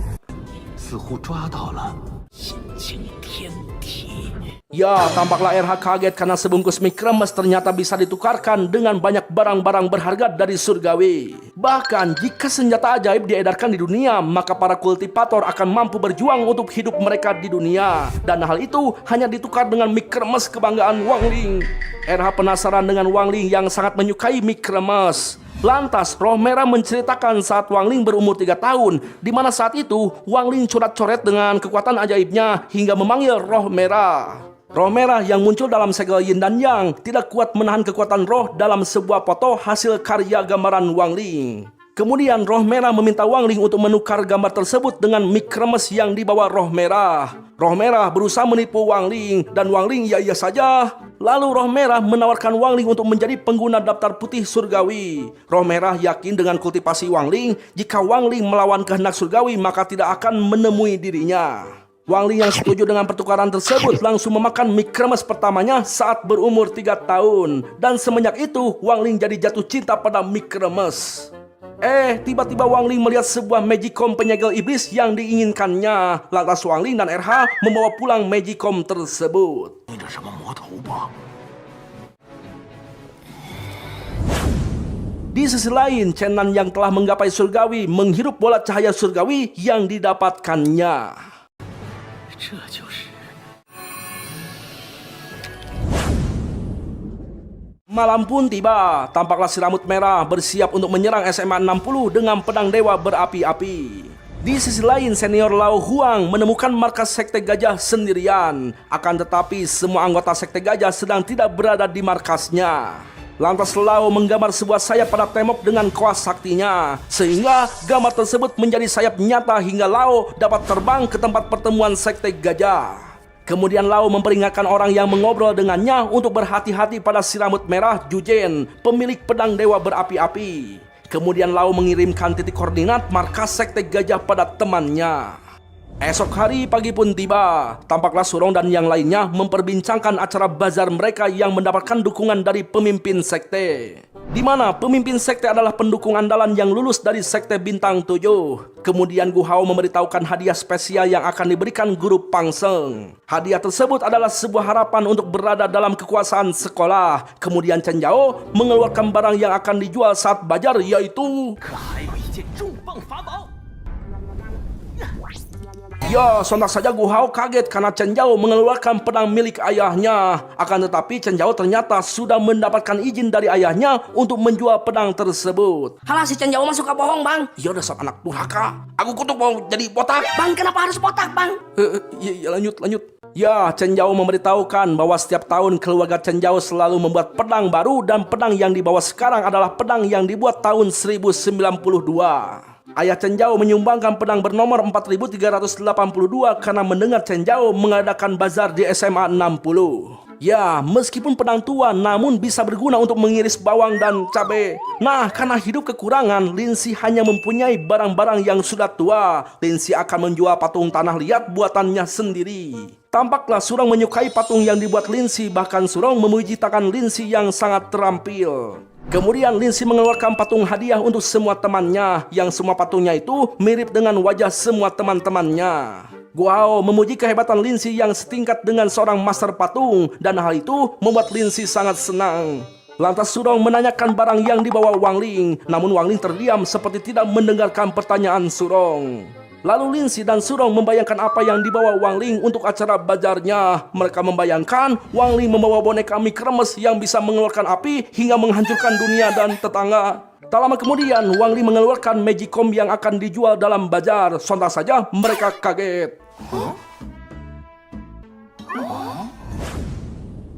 Waktu pun terus berlalu, tampaklah suasana bazar mulai ramai dengan penjual dan pembeli. Mereka menjual barang-barang yang berhubungan dengan kultivasi. Tampaklah Surong CS berjalan menuju kios tempat mereka berjualan. Mereka melihat murid anggota komite yang bertugas mencatat barang-barang yang dijual di kios masing-masing. Tak lama kemudian seorang kurir mengirimkan pesanan Gu Hao, di mana barang tersebut sebuah labu yang berisi sekelompok bayi hewan yang baru lahir. 这就是你的法宝。Ya, tampaklah 3 ekor kucing keluar dari labu tersebut. Surong dan Linsi sangat senang melihat ras kucing jiwa salju yang sangat lucu dan imut kayak si botak. Oh jelas lah bang. Kalau giliran dipuji seneng lu. Ngomong apa bang? Enggak, itu yang botak pasti menggemaskan. Oh jelas lah bang. Ya lanjut. Ya, di situ Guo Hao menjelaskan bahwa kucing tersebut baru lahir tadi malam, namun sudah mendapatkan sertifikat keturunan keasliannya. Chen Zhao mencoba untuk menggendong kucing tersebut, akan tetapi kucing tersebut memberontak tidak mau dipegang oleh Chen Zhao, bahkan mencakar Chen Zhao hingga codet. Di sisi lain, tampaklah si rambut merah mengenap-ngenap memasuki halaman SMA 60. Akan tetapi, si merah ketahuan oleh guru Pangseng yang langsung menanyakan kelas apa. Sontak saja si merah menjadi gelagapan hingga wajahnya mengeluarkan keringat dingin. Guru Pangseng menanyakan nama dan kelas si merah karena rambutnya tidak lolos. Itu karena di sekolah SMA 60 rambut mereka harus terlihat segar dan baru, bahkan dilarang untuk dicat.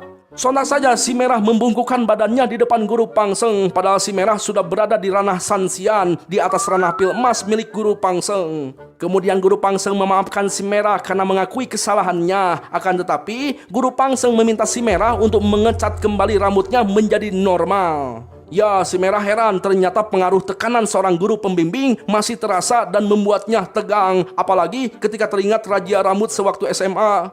Nah, tak lama kemudian si merah yang sudah berada di atas gedung sekolah langsung mengeluarkan pedang dewa berapi-api untuk menyerang bazar. Dan 绝不会再来这低等门派了，眼明神剑。 sementara itu di kios bazar, Chen Zhao dan teman-temannya menawarkan semua barang yang dijajakannya. Di ketika itu, Wang Li menggunakan mata dewanya untuk melihat serangan si merah, dan hanya dengan jentikan jari saja, serangan si merah langsung hilang menjadi sebuah ledakan kembang api. Chen Zhao yang sangat bersemangat mengingatkan Wang Li untuk menawarkan barangnya dengan berteriak. Chen Zhao tidak tahu bahwa Wang Li yang sejak tadi diam itu terlihat cupu pada mah suhu. Kemudian Surong berinisiatif untuk membantu Wang Li menjualkan Magicom-nya. Lantas Surong mengeluarkan barang bawaannya, yaitu sebuah tombol peluncur roket komersial milik grup tirai air milik Surong. Sontak saja mereka langsung terdiam tidak mengerti dengan tindakan Surong.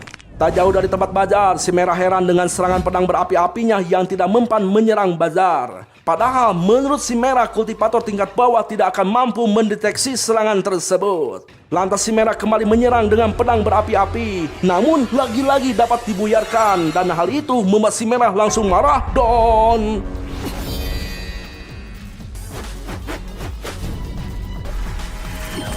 Ya, si merah kembali mengeluarkan pedang saktinya dan sebuah Magicom yang langsung dikirimkan ke kios peserta bazar secara goib. Mereka tidak menyadari keberadaan Magicom yang dikirimkan si merah, dan hanya Wang Li yang dapat mengetahui keberadaan Magicom yang sangat berbahaya itu.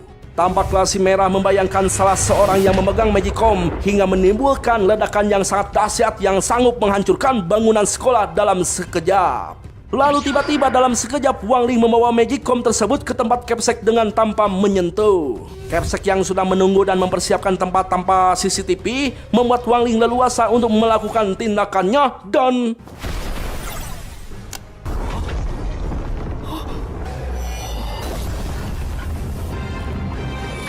Ya, Wang Li dengan kekuatan hebatnya memasukkan Magicom milik si merah ke dalam Magicom milik Wang Li. Kok Magicom masuk Magicom sih? Nah, setelah menyegel Magicom peledak, Wang Li memberitahukan keberadaan si merah pada Capsek dan menyerahkan sisanya pada Capsek. Tak lama kemudian Capsek sudah berada di atas gedung untuk menangkap si merah. Sontak saja si merah kaget karena Capsek ternyata hanya tahap pil emas. Akan tetapi mampu menahan semua serangan si merah. Lalu tiba-tiba si merah menyerang Capsek dengan hebat. Namun serangan si merah hanya mampu menghancurkan baju seragam Capsek. Si merah kaget saat melihat baju Capsek yang mengeluarkan cahaya seperti sebuah senjata ajaib tingkat dunia. Padahal baju tersebut baju khusus pelindung buatan Wang Li. Tampaklah si merah semakin tidak percaya dengan Capsek yang mampu mengendalikan senjata tingkat dunia dan... 东海英雄，小手金蛋起。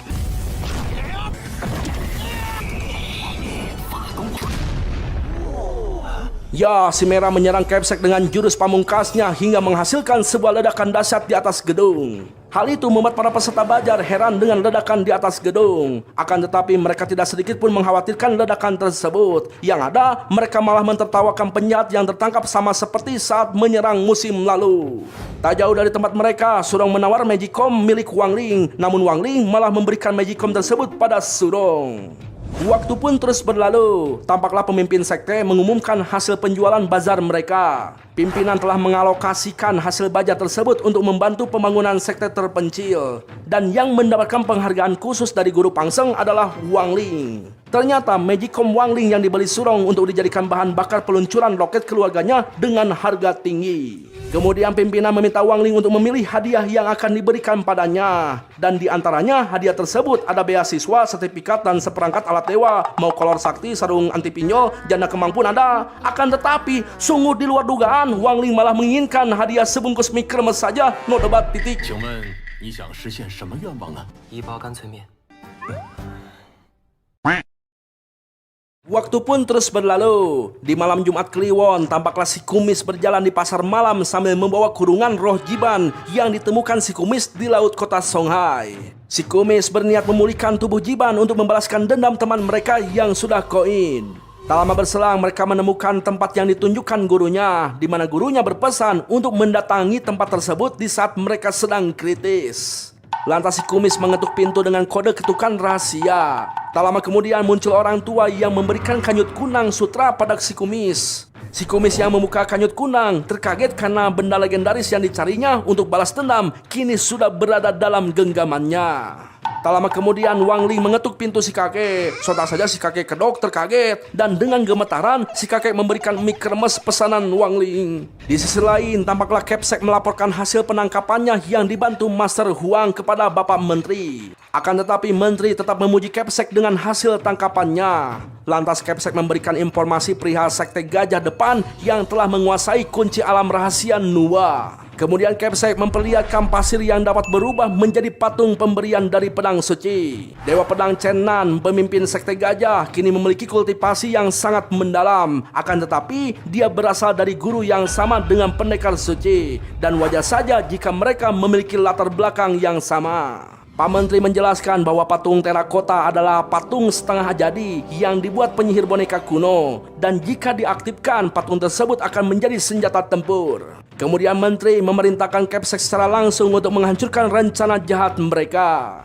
Di sisi lain, Guru Gemoy menjelaskan perihal sekte 4 gajah yang akan menyerang dengan kekuatan besar. Dan SMA 60 akan menjadi medan pertempuran yang besar. Oleh sebab itu mereka harus waspada karena mereka akan memobilisasi patung terakota dengan jumlah besar untuk menyerang. Guru Gemoy berasumsi bahwa mereka akan melakukan pengepungan SMA 60 dari berbagai arah. Master Lee menjelaskan bahwa patung terakota yang ditemukan di alam rahasia Nuwa berlevel tahap jiwa baru lahir alias suci. Sontak saja Guru Pangseng terkaget, kemudian mengusulkan untuk meliburkan para murid demi keamanan. Namun dengan santai, Master Lee menanyakan keraguan Guru Pangseng pada dirinya, karena jika mereka semua diliburkan, justru malah akan meningkatkan keberanian para penjahat.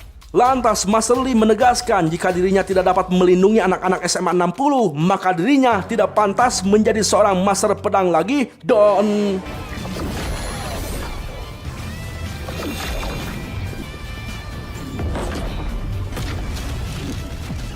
Ya, Master Lee mengeluarkan semua kekuatannya hingga dirinya berubah menjadi muda kembali. Sontak saja mereka kaget dengan penampilan Master Lee. Mereka melihat keseriusan Master Lee untuk melindungi para murid. Hal itu membuat pimpinan sekte merasa tenang dengan keselamatan para murid karena ada Master Lee. Di situ pimpinan melihat kesempatan bagus untuk menyatukan dan melatih para murid untuk bersatu bertahan dari serangan musuh. Pimpinan sekte berasumsi bahwa para murid sudah terlalu lama menikmati kedamaian. Oleh sebab itu, mereka harus memahami para pendahulu mereka di masa lalu yang berjuang selalu dengan gagah berani. Lebih jelasnya, para murid Genjit harus ditekan secara kritis agar tidak kehilangan jiwa brutal mereka. Tak lama kemudian Guru Pangseng memberitahukan para murid perihal tantangan dari sekte gajah. Gu Hao yang selalu banyak tahu heran dengan tantangan sekte gajah yang bertingkat tinggi. Padahal SMA 60 hanyalah sekte tingkat menengah, di mana biasanya tingkat rendah yang menantang tingkat tinggi untuk menaikkan pangkat mereka. Dan sekte gajah sekarang berada di tingkat sekte surgawi menantang sekte rendah karena SMA 60 sangat penting bagi sekte gajah. Kemudian Guru Pangseng menceritakan kejadian-kejadian yang sudah dialami di SMA 60. Meski begitu, Guru Pangseng yakin bahwa keadilan akan mengalahkan kejahatan. Guru Pangseng dan para murid terharu dengan semua kejadian yang diceritakan Guru Pangseng. Lantas Guru Pangseng memberitahukan mereka bahwa dirinya akan mengajarkan cara menggunakan mantra pertahanan bersama. Tapi Guru Pangseng malah memberikan tugas pelajaran. Sontak saja para murid jadi bete. Sementara itu di sebuah gurun pasir, si kumis mulai memanggil boneka terakota. Tampaklah boneka terakota bermunculan dari dalam pasir. Si kumis tahu bahwa kota Songhai sudah memasuki kewaspadaan tingkat tinggi. Jiban tidak percaya ternyata patung terakota yang dipanggil dari alam rahasia ternyata berjumlah sangat banyak setara dengan 10 banding 1. Bahkan si kumis belum pernah membawa jumlah pasukan dengan sebanyak itu. Kemudian si kumis memasangkan baju seragam segel untuk mengetes kekuatan patung terakota dan... 和他斗10比1。 Ya, ternyata si patung bisa mengeluarkan laser hingga menghancurkan bukit yang lumayan jauh. Sementara itu, stasiun luar angkasa melaporkan hasil deteksi luapan kekuatan spiritual yang terjadi di gurun Dewa Kematian pada Kepsek. Mereka melaporkan pergerakan sekte gajah depan yang sedang membawa banyak patung terakota perang menuju SMA 60 untuk memulai menyerang. Namun Kepsek memerintahkan anak buahnya untuk tidak ikut campur dalam sebuah tantangan seni bela diri secara resmi. Akan tetapi, perihal sekte gajah depan, Kepsek sudah mendapatkan perintah langsung dari menteri untuk segera mengaktifkan mekanisme pertahanan gabungan darurat. Dan semua sekte kebetulan setuju untuk menghalau semua serangan musuh. Di sisi lain, tampaklah seorang pembantu meminta saran pada masternya perihal serangan gajah depan yang akan melewati sekte mereka. Sang master percaya bahwa Kepsek adalah kultivator terbaik di dunia manusia. Oleh sebab itu, mereka harus menjaga nama baik mereka karena siapapun pasti ingin dekat dengan kultivator terbaik dunia manusia. Di sisi lainnya, seorang ciwi memegang burung masternya sambil memberitahukan perihal ikut campurnya Master Xiaong Jong dalam permasalahan SMA 60. Master burung mengatakan bahwa Master Chen adalah teman lamanya, oleh sebab itu mereka harus membantunya. Lantas Master Ciwi mengeluarkan kekuatannya untuk melihat pernyataan Jigong yang tidak ingin wilayahnya dilewati pasukan sekte gajah depan. Kemudian Master burung meminta si Ciwi untuk mengirimkan pasukan terbaik dari sektenya untuk membantu SMA 60. 真是越来越有趣了。驰援60门。是。 Di sisi lain, Tao memberitahukan pasukan gabungannya perihal kedatangan sekte gajah dengan pasukan terakotanya, di mana sebagai sekte besar ikut membantu menghentikan serangan sekte gajah ke SMA 60 karena seluruh kota Songhai akan mengalami kekacauan. Nah, karena merasa satu tujuan, Tao membuat pasukan gabungan untuk membantu SMA 60 dalam melawan serangan sekte jahat. Singkat cerita, malam pun tiba. Tampaklah semua murid SMA 60 berkumpul di lapangan halaman sekolah. Kemudian Guru Gemoy mengumumkan bahwa demi melawan sekte gajah SMA 60 telah mendapatkan dukungan dari semua sekte di Jianghu.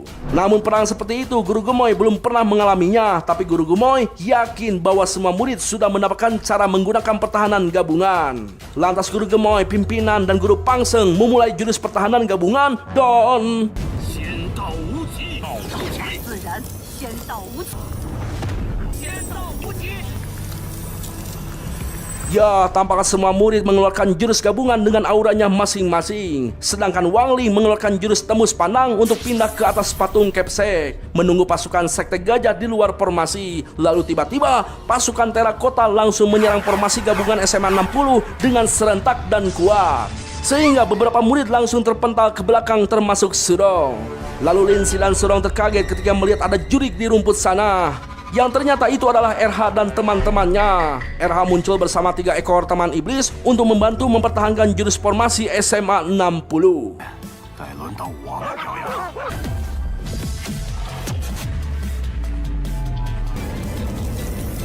Sementara itu di luar formasi pasukan, terakota terus menyerang formasi pertahanan SMA 60. Tampaklah pasukan terakota mulai menyerang formasi dengan tubuhnya hingga hancur. Akan tetapi, tubuh pasukan terakota kembali utuh seperti semula. Lantas si kumis mengeluarkan jurus andalannya dan... Ya, tampaklah Master Li keluar dari formasi dan dengan jentikan jari saja, Master Li dapat menghancurkan prajurit terakota. Lalu si kumis menyindir kekuatan Master Li yang sudah tua sambil menyerang dengan pedang besarnya. Kemudian si kumis meminta Master Li untuk menyingkir karena si kumis yakin Master Li tidak akan mampu menahan serangan pasukan terakota dengan kekuatannya yang sekarang. Kemudian si kumis mengeluarkan jurus hujan pedang untuk menghancurkan SMA 60. Namun apa yang terjadi? 建主，时机已经成熟。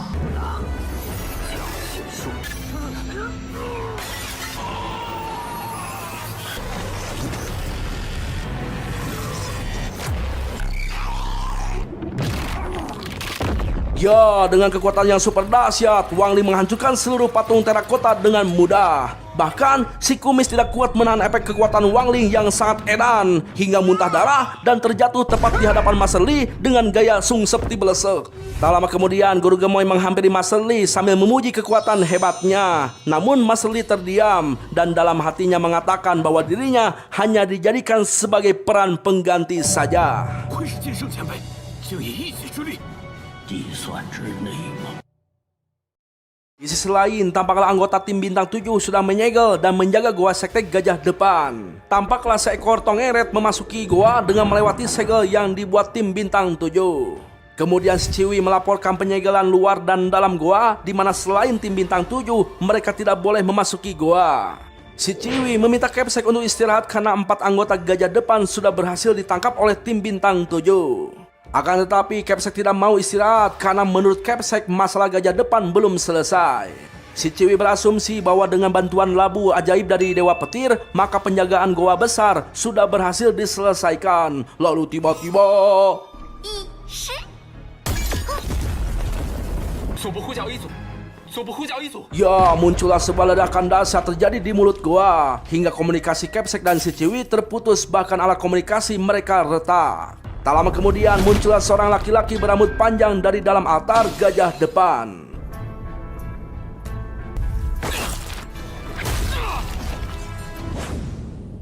Di sisi lain, tampaklah Surong di atas kasur sambil memegang mik remes pemberian Wang Ling. Saking menghargai pemberian Wang Ling, Surong sampai melamunkan saat Wang Ling memberikan mie edisi terbatas favoritnya.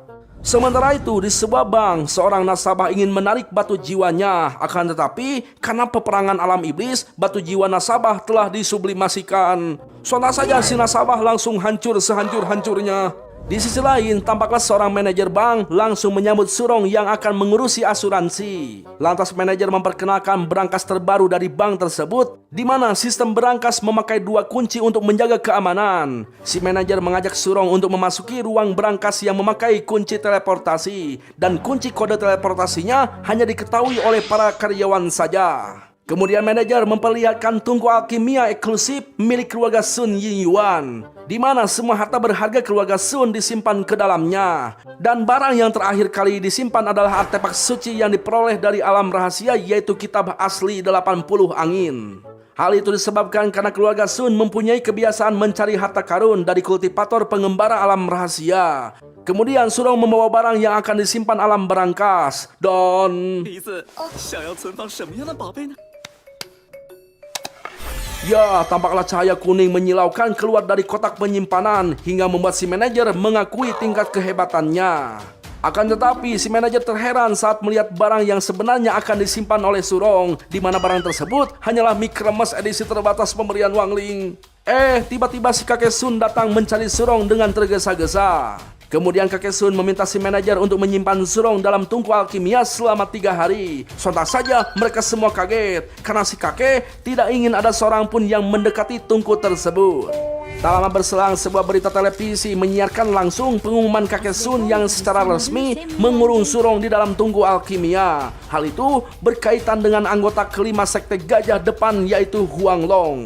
Sementara itu, Wang Ling dan orang tuanya bersiap untuk makan bersama. Kemudian Wang Ling mendengar berita perihal surat Huang Long yang mengancam Surong, di mana ancaman tersebut Huang Long akan mengambil nyawa Surong setelah 3 hari surat tersebut dikirimkan.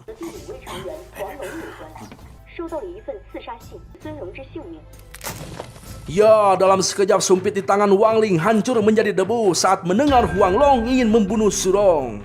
Tampaklah si pembawa acara meminta pendapat pada bintang tamu di sampingnya perihal kemunculan Huang Long. Si koboi bintang tamu televisi tersebut mengatakan bahwa sifat asli Huang Long tidak bisa dirubah walaupun setelah pengasingan. Lantas si Tomboy menjelaskan bahwa gua besar Sekte Gajah bukanlah gua biasa karena gua tersebut terhubung dengan nadi spiritual di bawah tanah yang subur. Si Tomboy berasumsi bahwa tempat pengasingan Huanglong sebenarnya berada di dalam tanah gua besar Sekte Gajah. Dia bersembunyi di bawah meja ruang konferensi untuk menguatkan diri dengan menyerap energi bawah tanah. Hal itu menjelaskan bahwa Surong benar-benar dalam bahaya besar. Lalu si Tomboy menyarankan untuk menyalakan api tungku alkimia agar dapat merangsang latihan Surong dalam waktu singkat. Kemudian si Cowboy menambahkan jika keturunan Sun mendapatkan rangsangan api, maka Surong akan seperti nenek moyangnya yang dapat mengeluarkan api di matanya.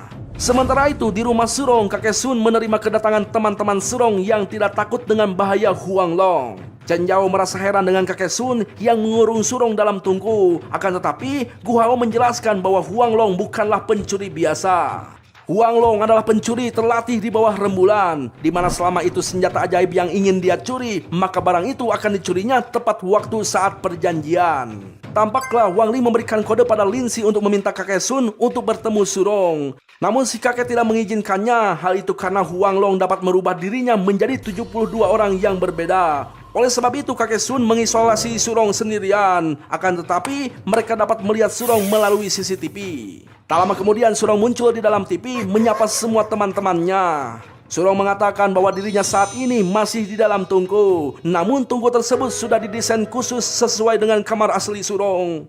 Sontak saja Chen Yao dan Gu Hao kaget. Ternyata di dalam tungku ada alam semesta lain, bahkan dapat terhubung dengan jaringan CCTV. Lantas RH menanyakan persediaan makanan di dalam tungku. Kemudian Surong memperlihatkan pil pencegah lapar dengan bermacam-macam rasa. Tampaklah Gu Hao masih memikirkan kemampuan matra ruang dan waktu yang sangat luar biasa. Gu Hao berasumsi bahwa ruangan tersebut dibuat oleh kultivator yang sangat hebat. Lin Si mengingatkan waktu yang ditetapkan Huanglong tinggal 2 jam, namun mereka hanya bisa menemani Surong dengan mengobrol melalui CCTV. Dan Chen Yao masih tidak percaya bila waktunya tiba, Surong akan menghilang seperti sihir, dicuri oleh Huanglong, sang pencuri legendaris. Melebihi sweeper. Di sisi lain, tampaklah para wartawan pemburu berita terkumpul di halaman bank, tempat Surong dikurung di dalam tungku. Mereka pun mulai mengoperasikan sistem penjagaan ketat dengan tingkat keamanan tinggi untuk melindungi Surong. Karena mereka tahu bahwa Huanglong adalah pencuri yang sangat terlatih yang tidak pernah gagal sekalipun dalam hal mencuri. Di sisi lain, di dalam gedung bank, Capsek dan 2 anak buahnya memeriksa keadaan di dalam gedung. Yang ternyata 2 kunci berangkas tersebut berada di tangan kakek Sun dan temannya yaitu Dewa Petir. Lantas mereka menyatakan bahwa gedung tersebut sudah aman, bahkan semua karyawan bank sudah dibersihkan. Dan untuk mencegah serangan Huanglong dari bawah, mereka tim bintang 7 membawa tikus tanah untuk memeriksa terus-menerus tanah di sekitar gedung.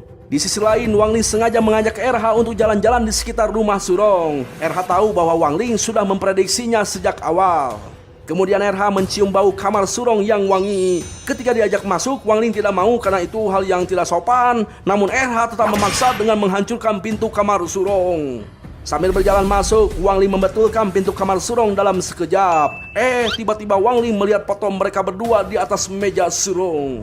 Di sisi lain, Lin Si, Chen Yao dan Gu Hao menemani Surong dengan mengobrol ngalir ngidul menunggu waktu yang sudah ditetapkan. Lalu tiba-tiba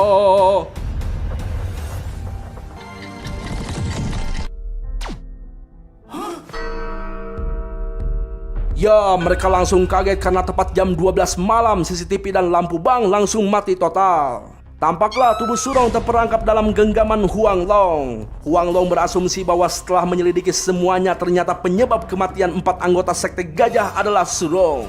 Huanglong menjelaskan bahwa segel milik tim bintang 7 sangatlah lemah untuk melawan kekuatan dewa seperti dirinya. Dan saat ini Huanglong memiliki kekuatan keempat adiknya, dan yang mendekor tungku keluarga Sun adalah Huanglong sendiri. Dan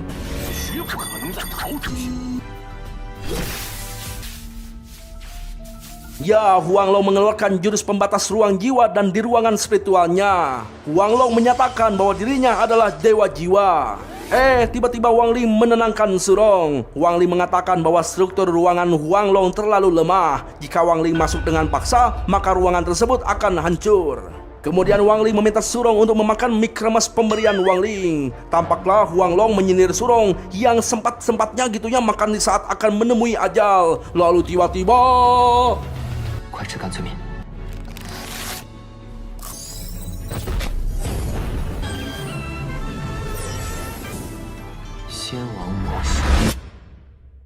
Ya, tampaklah Surong dalam mode Dewa Raja. Lebih jelasnya, memiliki benih-benih Huangling di dalam dirinya.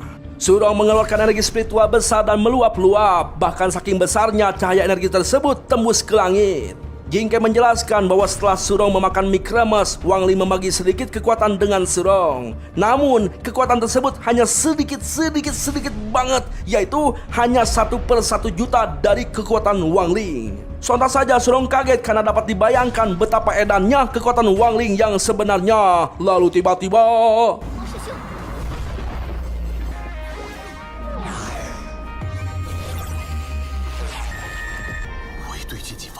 Ya, hanya dengan menahannya saja pedang ajaib tingkat dunia Huanglong langsung hancur menjadi debu. Sontak saja Huanglong terkaget, bahkan saking takutnya dengan kehebatan Surong, Huanglong berkeringat dingin. Sementara itu di halaman bank, tampaklah semua orang panik dengan padamnya lampu di bank tersebut. Mereka berasumsi bahwa Surong telah berhasil diculik. Tak lama kemudian lampu bank menyala kembali. Tampaklah Surong kembali live di layar gedung bank. Surong berterima kasih pada semua orang yang telah mengkhawatirkannya dan mengabarkan dirinya baik-baik saja. Di sisi lain, Gua Hao berasumsi bahwa pencurian Surong telah gagal dan yang terjadi hanyalah mati lampu saja. Tak lama kemudian Chen Zhao yang memperhatikan Surong dengan teliti merasa ada kejanggalan pada tingkah Surong. Akan tetapi, Lin Si berusaha menutupinya dengan mengatakan bahwa Surong terlihat baik-baik saja. Di sisi lainnya, Capsek mendapatkan pujian karena telah menggagalkan pencurian Huanglong. Kemudian Capsek mendapatkan perintah untuk mencari keberadaan Huanglong. Tampaklah Capsek memberi hormat pada Jingke yang baru muncul untuk berkomunikasi langsung dengan Capsek. Lantas Jingke memberitahukan Capsek perihal Huangling yang telah membantu Surong untuk melawan Huanglong. Sontak saja Capsek terheran karena Capsek melihat Surong sedang lab di dalam tungkunya. Padahal yang sedang lab itu adalah RH, si Raja Iblis atas perintah Huangling. Kemudian Jingke memberitahukan Capsek untuk membuka tabnya untuk menyaksikan live pertarungan Surong dalam 3 menit. Dan Capsek diperintahkan untuk menuju titik koordinat yang akan dikirimkan Jingke kepadanya.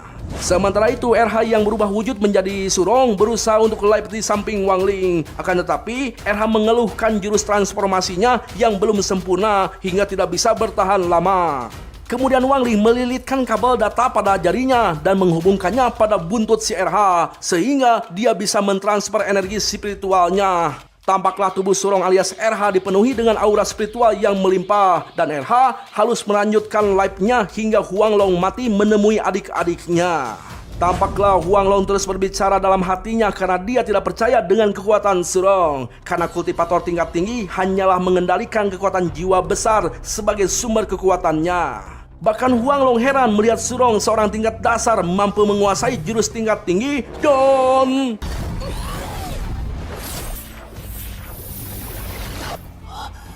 Ya, Huanglong menyerang Surong dengan energi pedang. Akan tetapi, Huanglong kaget karena melihat Surong dapat menangkap energi pedang dengan tangan kosong dan mengembalikannya dengan mudah.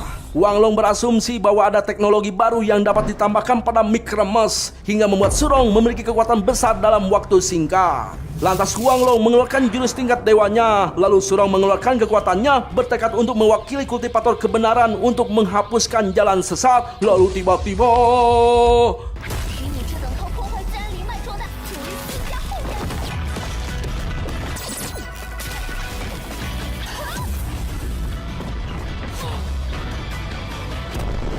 Ya, dengan secepat kilat Surong menghancurkan ruang spiritual Huanglong dan membogem Huanglong hingga terjatuh. Kemudian Huanglong bangkit kembali sambil mencoba untuk memprovokasi kekuatan Surong yang sudah melampaui batas fisik. Lantas Huanglong mengatakan bahwa satu-satunya untuk keluar dari ruangan spiritual tersebut adalah harus membunuh pemiliknya. Nah, karena Surong masih muda, maka hati nuraninya akan terluka jika Surong membunuh Huanglong. Bahkan terobosan Surong di masa depan akan terhambat. Kemudian Huangling memberitahukan Surong untuk tidak terpengaruh dengan perkataan Huanglong yang eblek. Lalu tiba-tiba...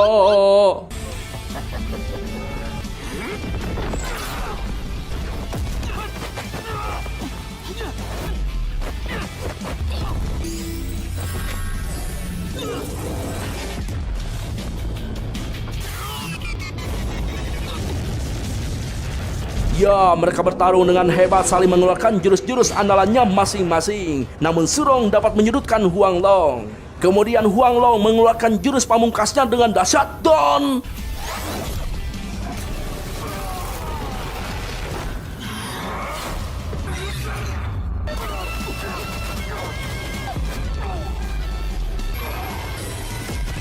Ya, sayangnya Huang Long terkena serangan beruntun dari Surong yang menyatu dengan Wang Ling, hingga Huang Long terjatuh keluar dari ruangan spiritual dan koid.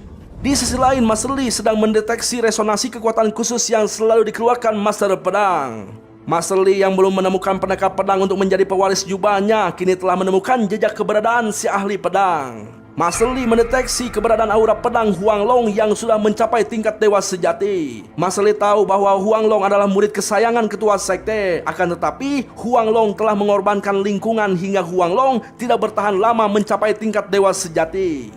Tak lama kemudian, pimpinan paksi menghampiri Master Li yang sedang memegang ringkasan kitab suci langit. Di mana kitab suci langit yang sudah diringkas lebih berharga daripada kitab suci langit lengkap. Bahkan kitab suci tersebut dijadikan panduan untuk pertempuran pedang di seluruh dunia. Dan pimpinan paksi SMA 60 pernah membeli kitab suci langit dari sekte pedang Wuji. Master Li mengatakan bahwa untuk mempelajari kitab suci langit harus melawan Master Li terlebih dahulu. Ya, tampaklah mereka melihat pertarungan di dalam kitab suci Master Li. Akan tetapi, pertarungan tersebut hanya menampilkan satu pertarungan saja, yaitu Huang Long. Dan pimpinan paksi berasumsi bahwa orang yang bertarung dengan Huang Long adalah murid dari SMA 60. Namun Master Li tidak bisa memastikannya karena Master Li harus melihat secara langsung siapa yang bertarung dengan Huang Long. Kemudian Master Li menceritakan bahwa di SMA 60 pernah terlihat murid yang mengeluarkan pedang pembelah langit yang bisa menghancurkan apa saja. Lantas pimpinan paksi membantah asumsi Master Li karena SMA 60 hanyalah sebuah sekte biasa saja dan SMA 60 tidak pernah hancur. Akan tetapi Master Li tidak peduli dengan status orang itu dan Master Li akan langsung menemuinya. Tak lama kemudian Master Li memasukkan cocolok kabel USB pada kitab langit untuk melakukan siaran langsung pertarungan Huang Long. Meskipun Master Li tidak tahu siapa yang bertarung dengan Huang Long, akan tetapi Master Li dapat mencari informasi dari kolom komentar. Tampaklah pembawa berita memberitakan perihal Master Li yang sudah menemukan keberadaan Huang Long, di mana Huang Long sedang bertarung melawan kultivator misterius di dalam ruangan spiritual. Di sisi lain, Chen Zhao melihat pertarungan Huang Long melalui handphonenya, namun mereka tidak dapat melihat orang yang melawan Huang Long. Mereka melihat kultivator misterius lebih kuat dari Huang Long, hingga kakek Sun berpikir bahwa Surong baik-baik saja. Bahkan dengan melihat pertarungan tersebut, Gu Hao membenarkan perkataan si kakek bahwa Huang Long memang tidak pernah meleset. Di situ Chen Zhao baru sadar bahwa Wang Ling tidak ada bersama mereka. Namun Lin Si mematahkan persepsi Chen Zhao perihal kekuatan Wang Ling. Akan tetapi kakek Sun malah berasumsi bahwa Wang Ling lah yang membantu Surong. Di sisi lain, Tao terkaget melihat kekalahan Huang Long di ruangan spiritualnya sendiri. Padahal seharusnya si misterius tidak dapat bergerak leluasa di ruangan spiritual Huang Long. Guru Gemoy mengatakan bahwa ruangan spiritual seharusnya hanya dapat diakses oleh kultivator tingkat dewa sejati. Dan jika seseorang disedot ke dalam ruangan spiritual, jangankan bertarung, bergerak pun mereka akan sulit. Itu pun mempunyai waktu terbatas. Akan tetapi orang yang melawan Huang Long saat ini mengabaikan semua batasannya, bahkan dapat melukai Huang Long. Kemudian Guru Gemoy mencari tahu pada Tao perihal kultivator misterius hebat yang sulit ditemukan karena Tao sudah sangat berpengalaman. Di situ Tao mengingat kejadian saat Kepsek memberikan labu ajaib pada Wang Ling di acara pelelangan. Bahkan Tao ketakutan saat Wang Ling menghancurkan labu ajaib dengan paksa, hingga Tao berasumsi bahwa kultivator misterius tersebut adalah Wang Ling. Tapi sayangnya Tao di sini belum tahu nama Wang Ling, yang dia tahu hanyalah wajahnya Wang Ling saja. Di sisi lain, tampaklah Master Li merasakan titik letak aura Huang Long yang koid tepat di halaman depan bank, dan Kepsek mendapatkan pemberitahuan dari Wang Ling untuk menangkap Huang Long. Sementara itu di atas gedung bank, Surong kembali ke wujud semula karena menurut Jingke, Surong baru pertama kali memakan mie edisi terbatas milik Huang Ling dan kekuatannya hanya dapat bertahan dalam waktu 3 menit saja. Kemudian Wang Ling memberikan mie kremes sebagai hadiah untuk Surong karena telah melindungi dunia. Menurut Surong, melindungi dunia sangat melelahkan karena dunia tempat tinggal mereka terlalu lemah. Tiba-tiba Master Li datang menghampiri mereka. Dengan mode senyap, Wang Ling langsung menghilang. Kemudian Master Li memberitahukan kedudukannya sebagai Master Pedang Huak Xiao pada Surong. Kemudian Master Li mengira bahwa Suronglah orang yang selama ini dicarinya untuk menjadi pewaris jubahnya. Master Li dapat mengenali aura Surong yang sama dengan orang yang muncul di SMA 60 kemarin, dengan kekuatan spiritual yang kuat bercampur dengan rasa rempah lada mie kremes. Lantas Master Li berjongkok di depan Surong. Kemudian Master Li meminta Surong untuk menjadi muridnya. Bahkan Master Li meminta Surong untuk menjadi ketua sekte pedang Wuji. Jelaslah Surong terkaget. 孙姑娘如此实力，本派的新门主。 Sementara itu di Goa Gajah, tim bintang 7 mendapatkan serangan dari kultivator tingkat tinggi. Mereka terkapar hanya karena diserang sebuah asap ungu yang menyelimuti mereka. Ternyata yang menyerang mereka adalah Chen Nan yang mengunjungi muridnya. Lantas Chen Nan mencoba mencari informasi pada salah satu Ciwi anggota tim bintang 7. Akan tetapi si Ciwi tidak mau mengkhianati tim bintang 7 dan akhirnya 背叛组织。是，主人。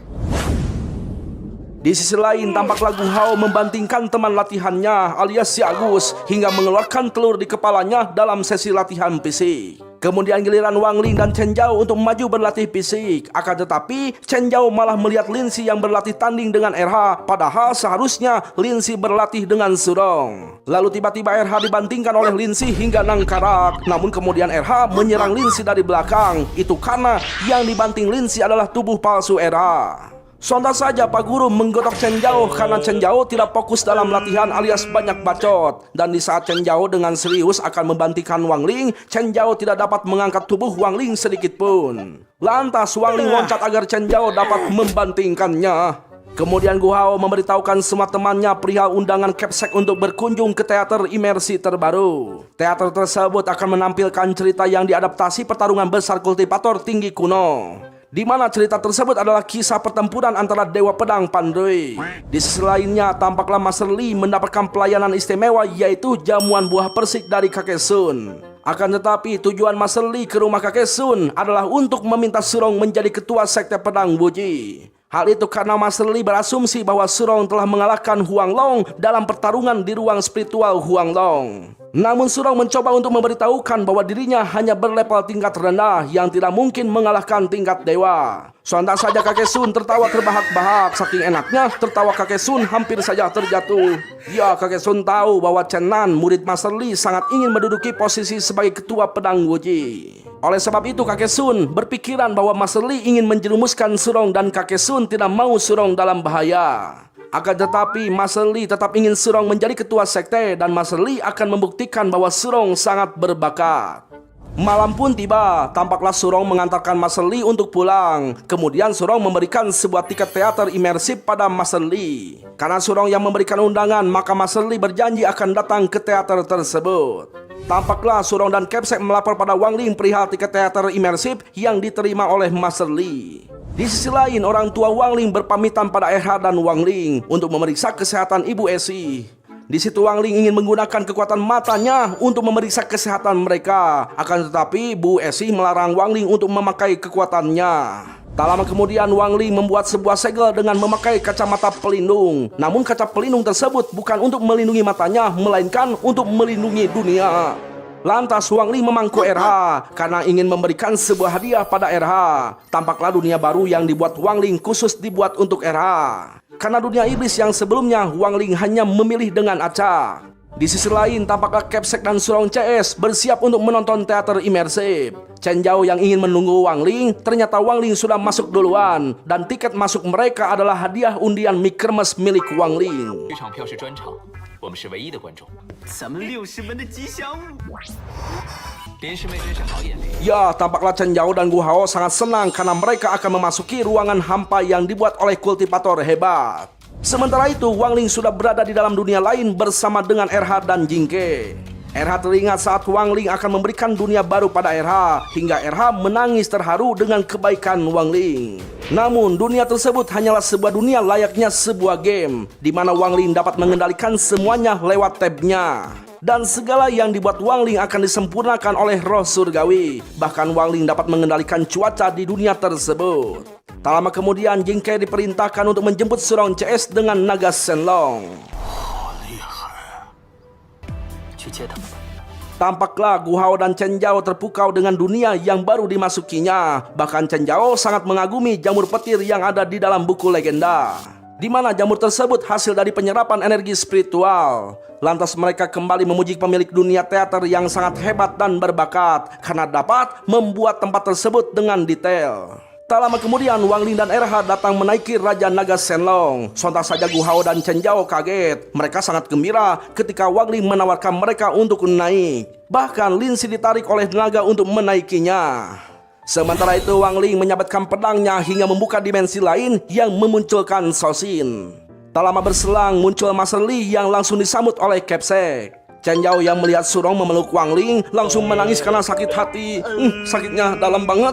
Ya, RH yang melihat itu langsung menenangkan Chen Zhao karena RH berpikir bahwa Chen Zhao takut dengan ketinggian. Sementara itu di sisi lain, Chen Nan sudah mendapatkan semua informasi dari Ciwi Bintang 7, dari mulai kematian Jiban sampai kematian Huang Long. Hingga akhirnya Chen Nan berasumsi bahwa kematian mereka diakibatkan oleh satu orang, yaitu Surong Don.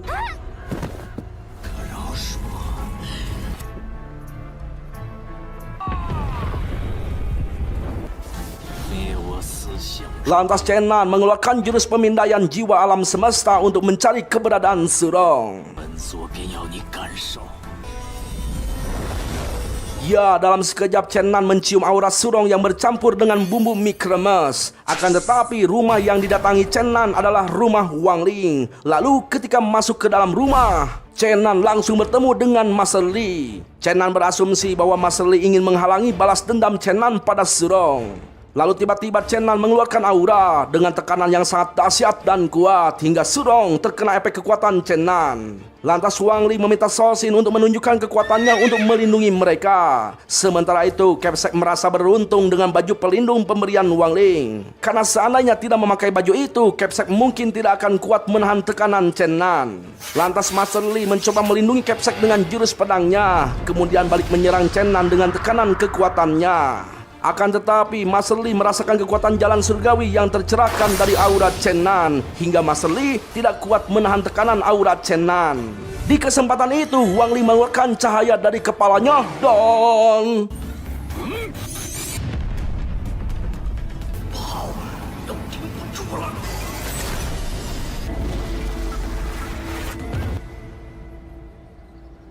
ya, dengan kekuatan Wang Ling, aura mereka yang beradu langsung tercecar menjadi butiran cahaya. Tampaklah Master Li terengah-engah setelah menahan kekuatan Wang Ling yang telah menghancurkan kekuatan spiritual dan kekuatan surgawi. Master Li berasumsi bahwa kekuatan besar yang menghancurkan kekuatan surgawi bukanlah kekuatan Surong, karena kekuatan tersebut lebih besar dari kekuatan Surong sebelumnya. Tak jauh dari tempat Master Li, Chen Nan meremehkan kekuatan Master Li yang kalah dari kekuatan Surong. Bahkan Chen Nan hanya menggunakan 10% kekuatan surgawi, namun kekuatan tersebut telah membuat Master Li terpojokan. Chen Nan berasumsi dengan membunuh Surong maka dirinya akan menjadi satu-satunya penerus sekte pedang Wuji. Tampaklah Chen Zhao dan Gu Hao sangat senang karena pertunjukan teaternya sudah dimulai. Akan tetapi Gu Hao merasa tempat mereka terlalu jauh hingga mereka tidak dapat melihat wajah mereka. Kemudian RH menjelaskan bahwa pertempuran tersebut merupakan pertempuran ulang zaman kuno dan yang terpenting adalah suasananya. Di dalam hati RH mengatakan bahwa dia merasakan kekuatan dahsyat Wang Ling yang dapat melampaui kekuatan spiritual alam dewa yang sesungguhnya. Lalu kemudian Master Li mengeluarkan seluruh kekuatannya hingga dirinya berubah menjadi muda kembali dan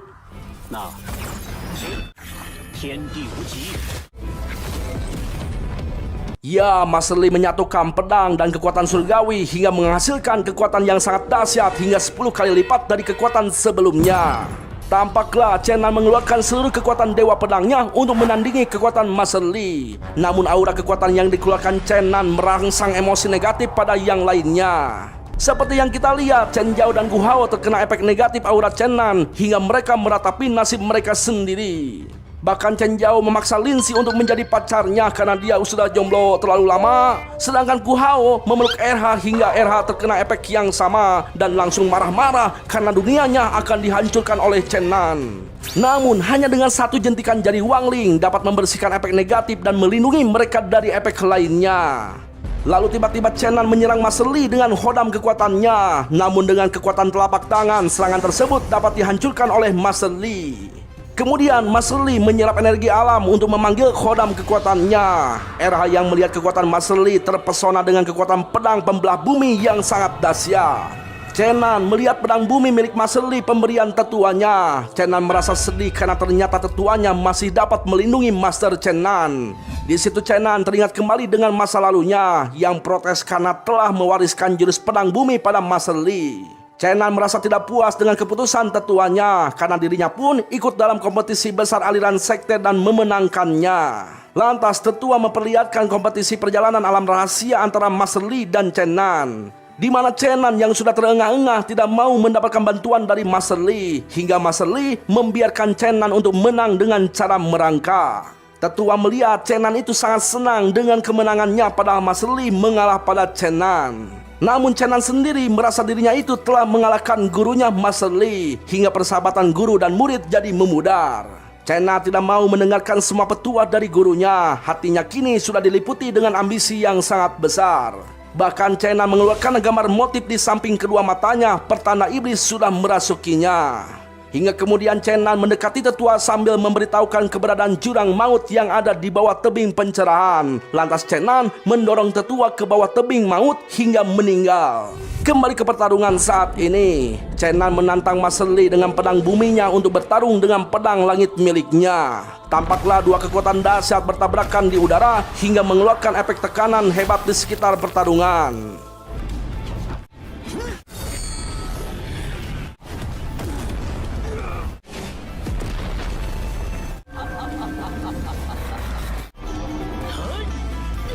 Ya, di kesempatan itu Wang Ling menolong Mas Li dengan kekuatan mata dewanya karena Wang Ling melihat Mas Li tidak kuat menahan kekuatan Chenan. Chenan yang tidak tahu berasumsi bahwa Mas Li menggunakan jurus rahasia karena seharusnya Mas Li sudah tidak punya tenaga untuk menghentikan serangan Chenan. Lantas Chenan mengeluarkan pedang pembelah gerbang langit. Tampaklah RH tercengang melihat jurus yang akan dikeluarkan Chenan sangatlah besar dan dahsyat. Di sisi lain, Chen Zhao dan Gu Hao yang tidak tahu itu pertarungan nyata merasa senang karena mereka mempunyai tekad khusus untuk bisa tampil bersama dalam pertarungan teater. Akan tetapi berbeda dengan RH, Linzi dan Kepsek, mereka terdiam karena melihat kekuatan besar Chenan akan segera dikeluarkan. Wang Ling yang melihat itu dengan cepat langsung pergi mendekati Mas Li. Si Gu Hao malah senang melihat Wang Ling akan ikut berakting. Bahkan Chen Zhao dan Gu Hao memuji efek cahaya yang dikeluarkan Wang Ling. Mas Li yang melihat Wang Ling teringat saat dirinya mengetes pelemparan bola lembing, di mana Wang Ling melemparnya hanya sejauh 50 meter, alias lemah banget. Makanya Mas Li kurang percaya jika Wang Ling membantunya. Tampaklah Chenan mulai menyerang dengan jurus pedang pembelah gerbang langit yang berkekuatan super dahsyat. Namun apa yang terjadi?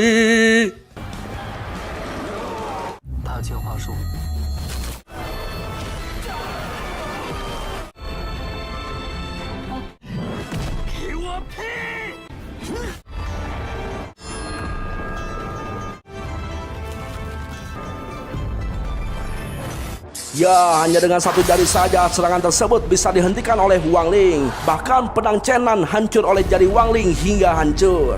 Jelas saja Chenan kaget bahkan ketakutan dengan kehebatan kekuatan Wang Ling, yang padahal kekuatan Chenan telah menghancurkan alam di sekitarnya. Kemudian Wang Ling menasehati Chenan bahwa menang dan kalah, kuat atau lemah bagi Wang Ling tidaklah penting. Akan tetapi Chenan tidak mau digurui oleh Wang Ling karena dia merasa lebih tahu dari Wang Ling. Lalu tiba-tiba tangan Wang Ling bersinar pertanda segel kebenaran. Hal itu membuat Chen Zhao dan Gu Hao keheranan melihatnya.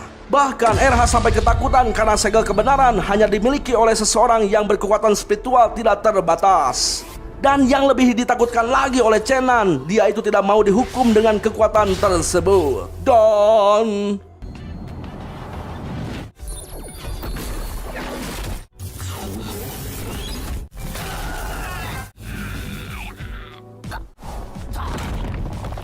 ya, tampaklah cahaya berwarna bernempel pada tangan Wang Ling. Dan hanya dengan satu tekanan jempol saja, Wang Ling dapat menjatuhkan Chenan hingga tak berdaya. Dan motif di dekat mata Chenan langsung menghilang seketika. Lantas Wang Ling meminta Kepsek untuk menangkap Chenan. Lalu tak lama kemudian Mas Li kembali berubah menjadi tua. Kemudian Master Li meminta Wang Ling untuk menjadi ketua sekte pedang Wuji, karena akhirnya Master Li menemukan Wang Ling yang dia cari. Namun Wang Ling menolaknya dengan alasan kemampuan spiritual Wang Ling sangatlah rendah.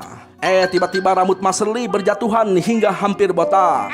Lantas Master Li ingin menggunakan kekuatan terakhirnya untuk memperbaiki wilayah sekitar, meskipun hanya sedikit. Master Li menyesali akhir hidupnya yang masih mengecewakan gurunya. Bahkan Master Li ingin gurunya memilih Chen Nan. Tiba-tiba Wang Ling menawarkan perpanjangan umur Master Li menjadi 500 tahun lagi. Ya, dengan entengnya Wang Ling menambah umur Master Li hingga 500 tahun. Kemudian Wang Ling meminta Master Li untuk melakukan pencarian kebenaran, sedangkan Wang Ling masih ingin minum teh bersama Surong dan kawan-kawan sambil santuy. Kemudian Master Li ingin mempelajari jurus pedang yang digunakan Wang Ling, dan Wang Ling suatu saat nanti akan mengajarinya. Tampaklah Gu Hao memuji akting Wang Ling. Gu Hao sangat senang dengan efek khusus yang dikeluarkan Wang Ling. Bahkan Chen Yao yang hanya tahu Wang Ling berkekuatan spiritual tingkat 5 percaya bahwa pertarungan tadi adalah sebuah akting yang dibubuhi dengan efek khusus. Kemudian Chen Yao dan Gu Hao meminta tanda tangan pada aktor teater yang memerankan pedang sakti Pandui, yang padahal dia adalah Master Li yang sudah menjadi muda kembali. Ya, Surong yang tahu kekuatan Wang Ling yang sebenarnya berbisik memberitahukan bahwa Surong dan Lin Si hampir memakan mie kremes untuk membantu Wang Ling. 欢迎下次再来。 王令师兄一定会全复原的。 Hari pun terus berlalu. Tampaklah ibu Wang Ling memeriksa keadaan tubuhnya. Lantas ayah Wang Ling memberitahukan bahwa setelah 2 bulan diperiksa, ibu Wang Ling itu selalu mual-mual. Sang dokter pun mengatakan bahwa tubuh ibu Esi itu baik-baik saja, akan tetapi denyut nadinya menunjukkan kebahagiaan. Dengan kata lain, ibu Wang Ling sedang hamil anak kedua. Sontak saja ayah Wang Ling kaget. Itu karena dia merasa dunia ini akan semakin berbahaya. 恭喜你呀！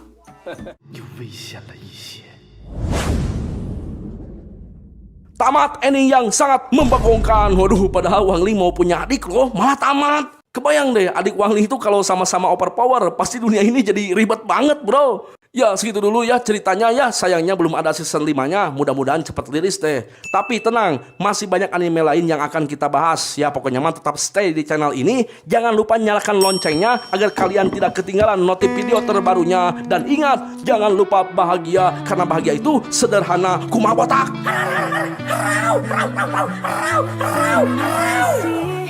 Kalian yang telah menonton sampai akhir, jangan lupa subscribe, like sebanyak-banyaknya. Apapun yang kalian tonton, ambil baiknya, buang buruknya. Terima kasih telah menonton. Sayonara, goodbye. Ingat, jangan lupa bahagia, kawan. Terima kasih juga buat kalian sudah mendukung channel Bang Ultra. Bang Ultra takkan pernah bisa seperti sekarang tanpa dukungan kalian. Terima kasih, terima kasih, terima kasih. I love you all.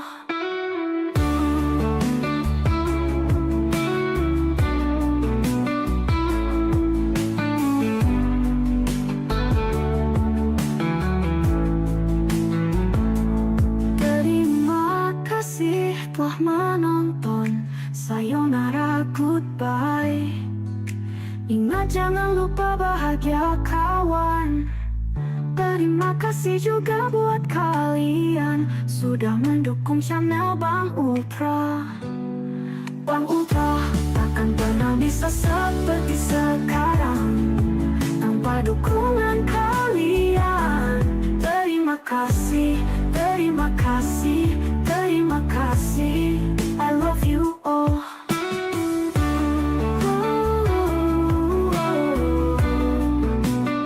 I love you all.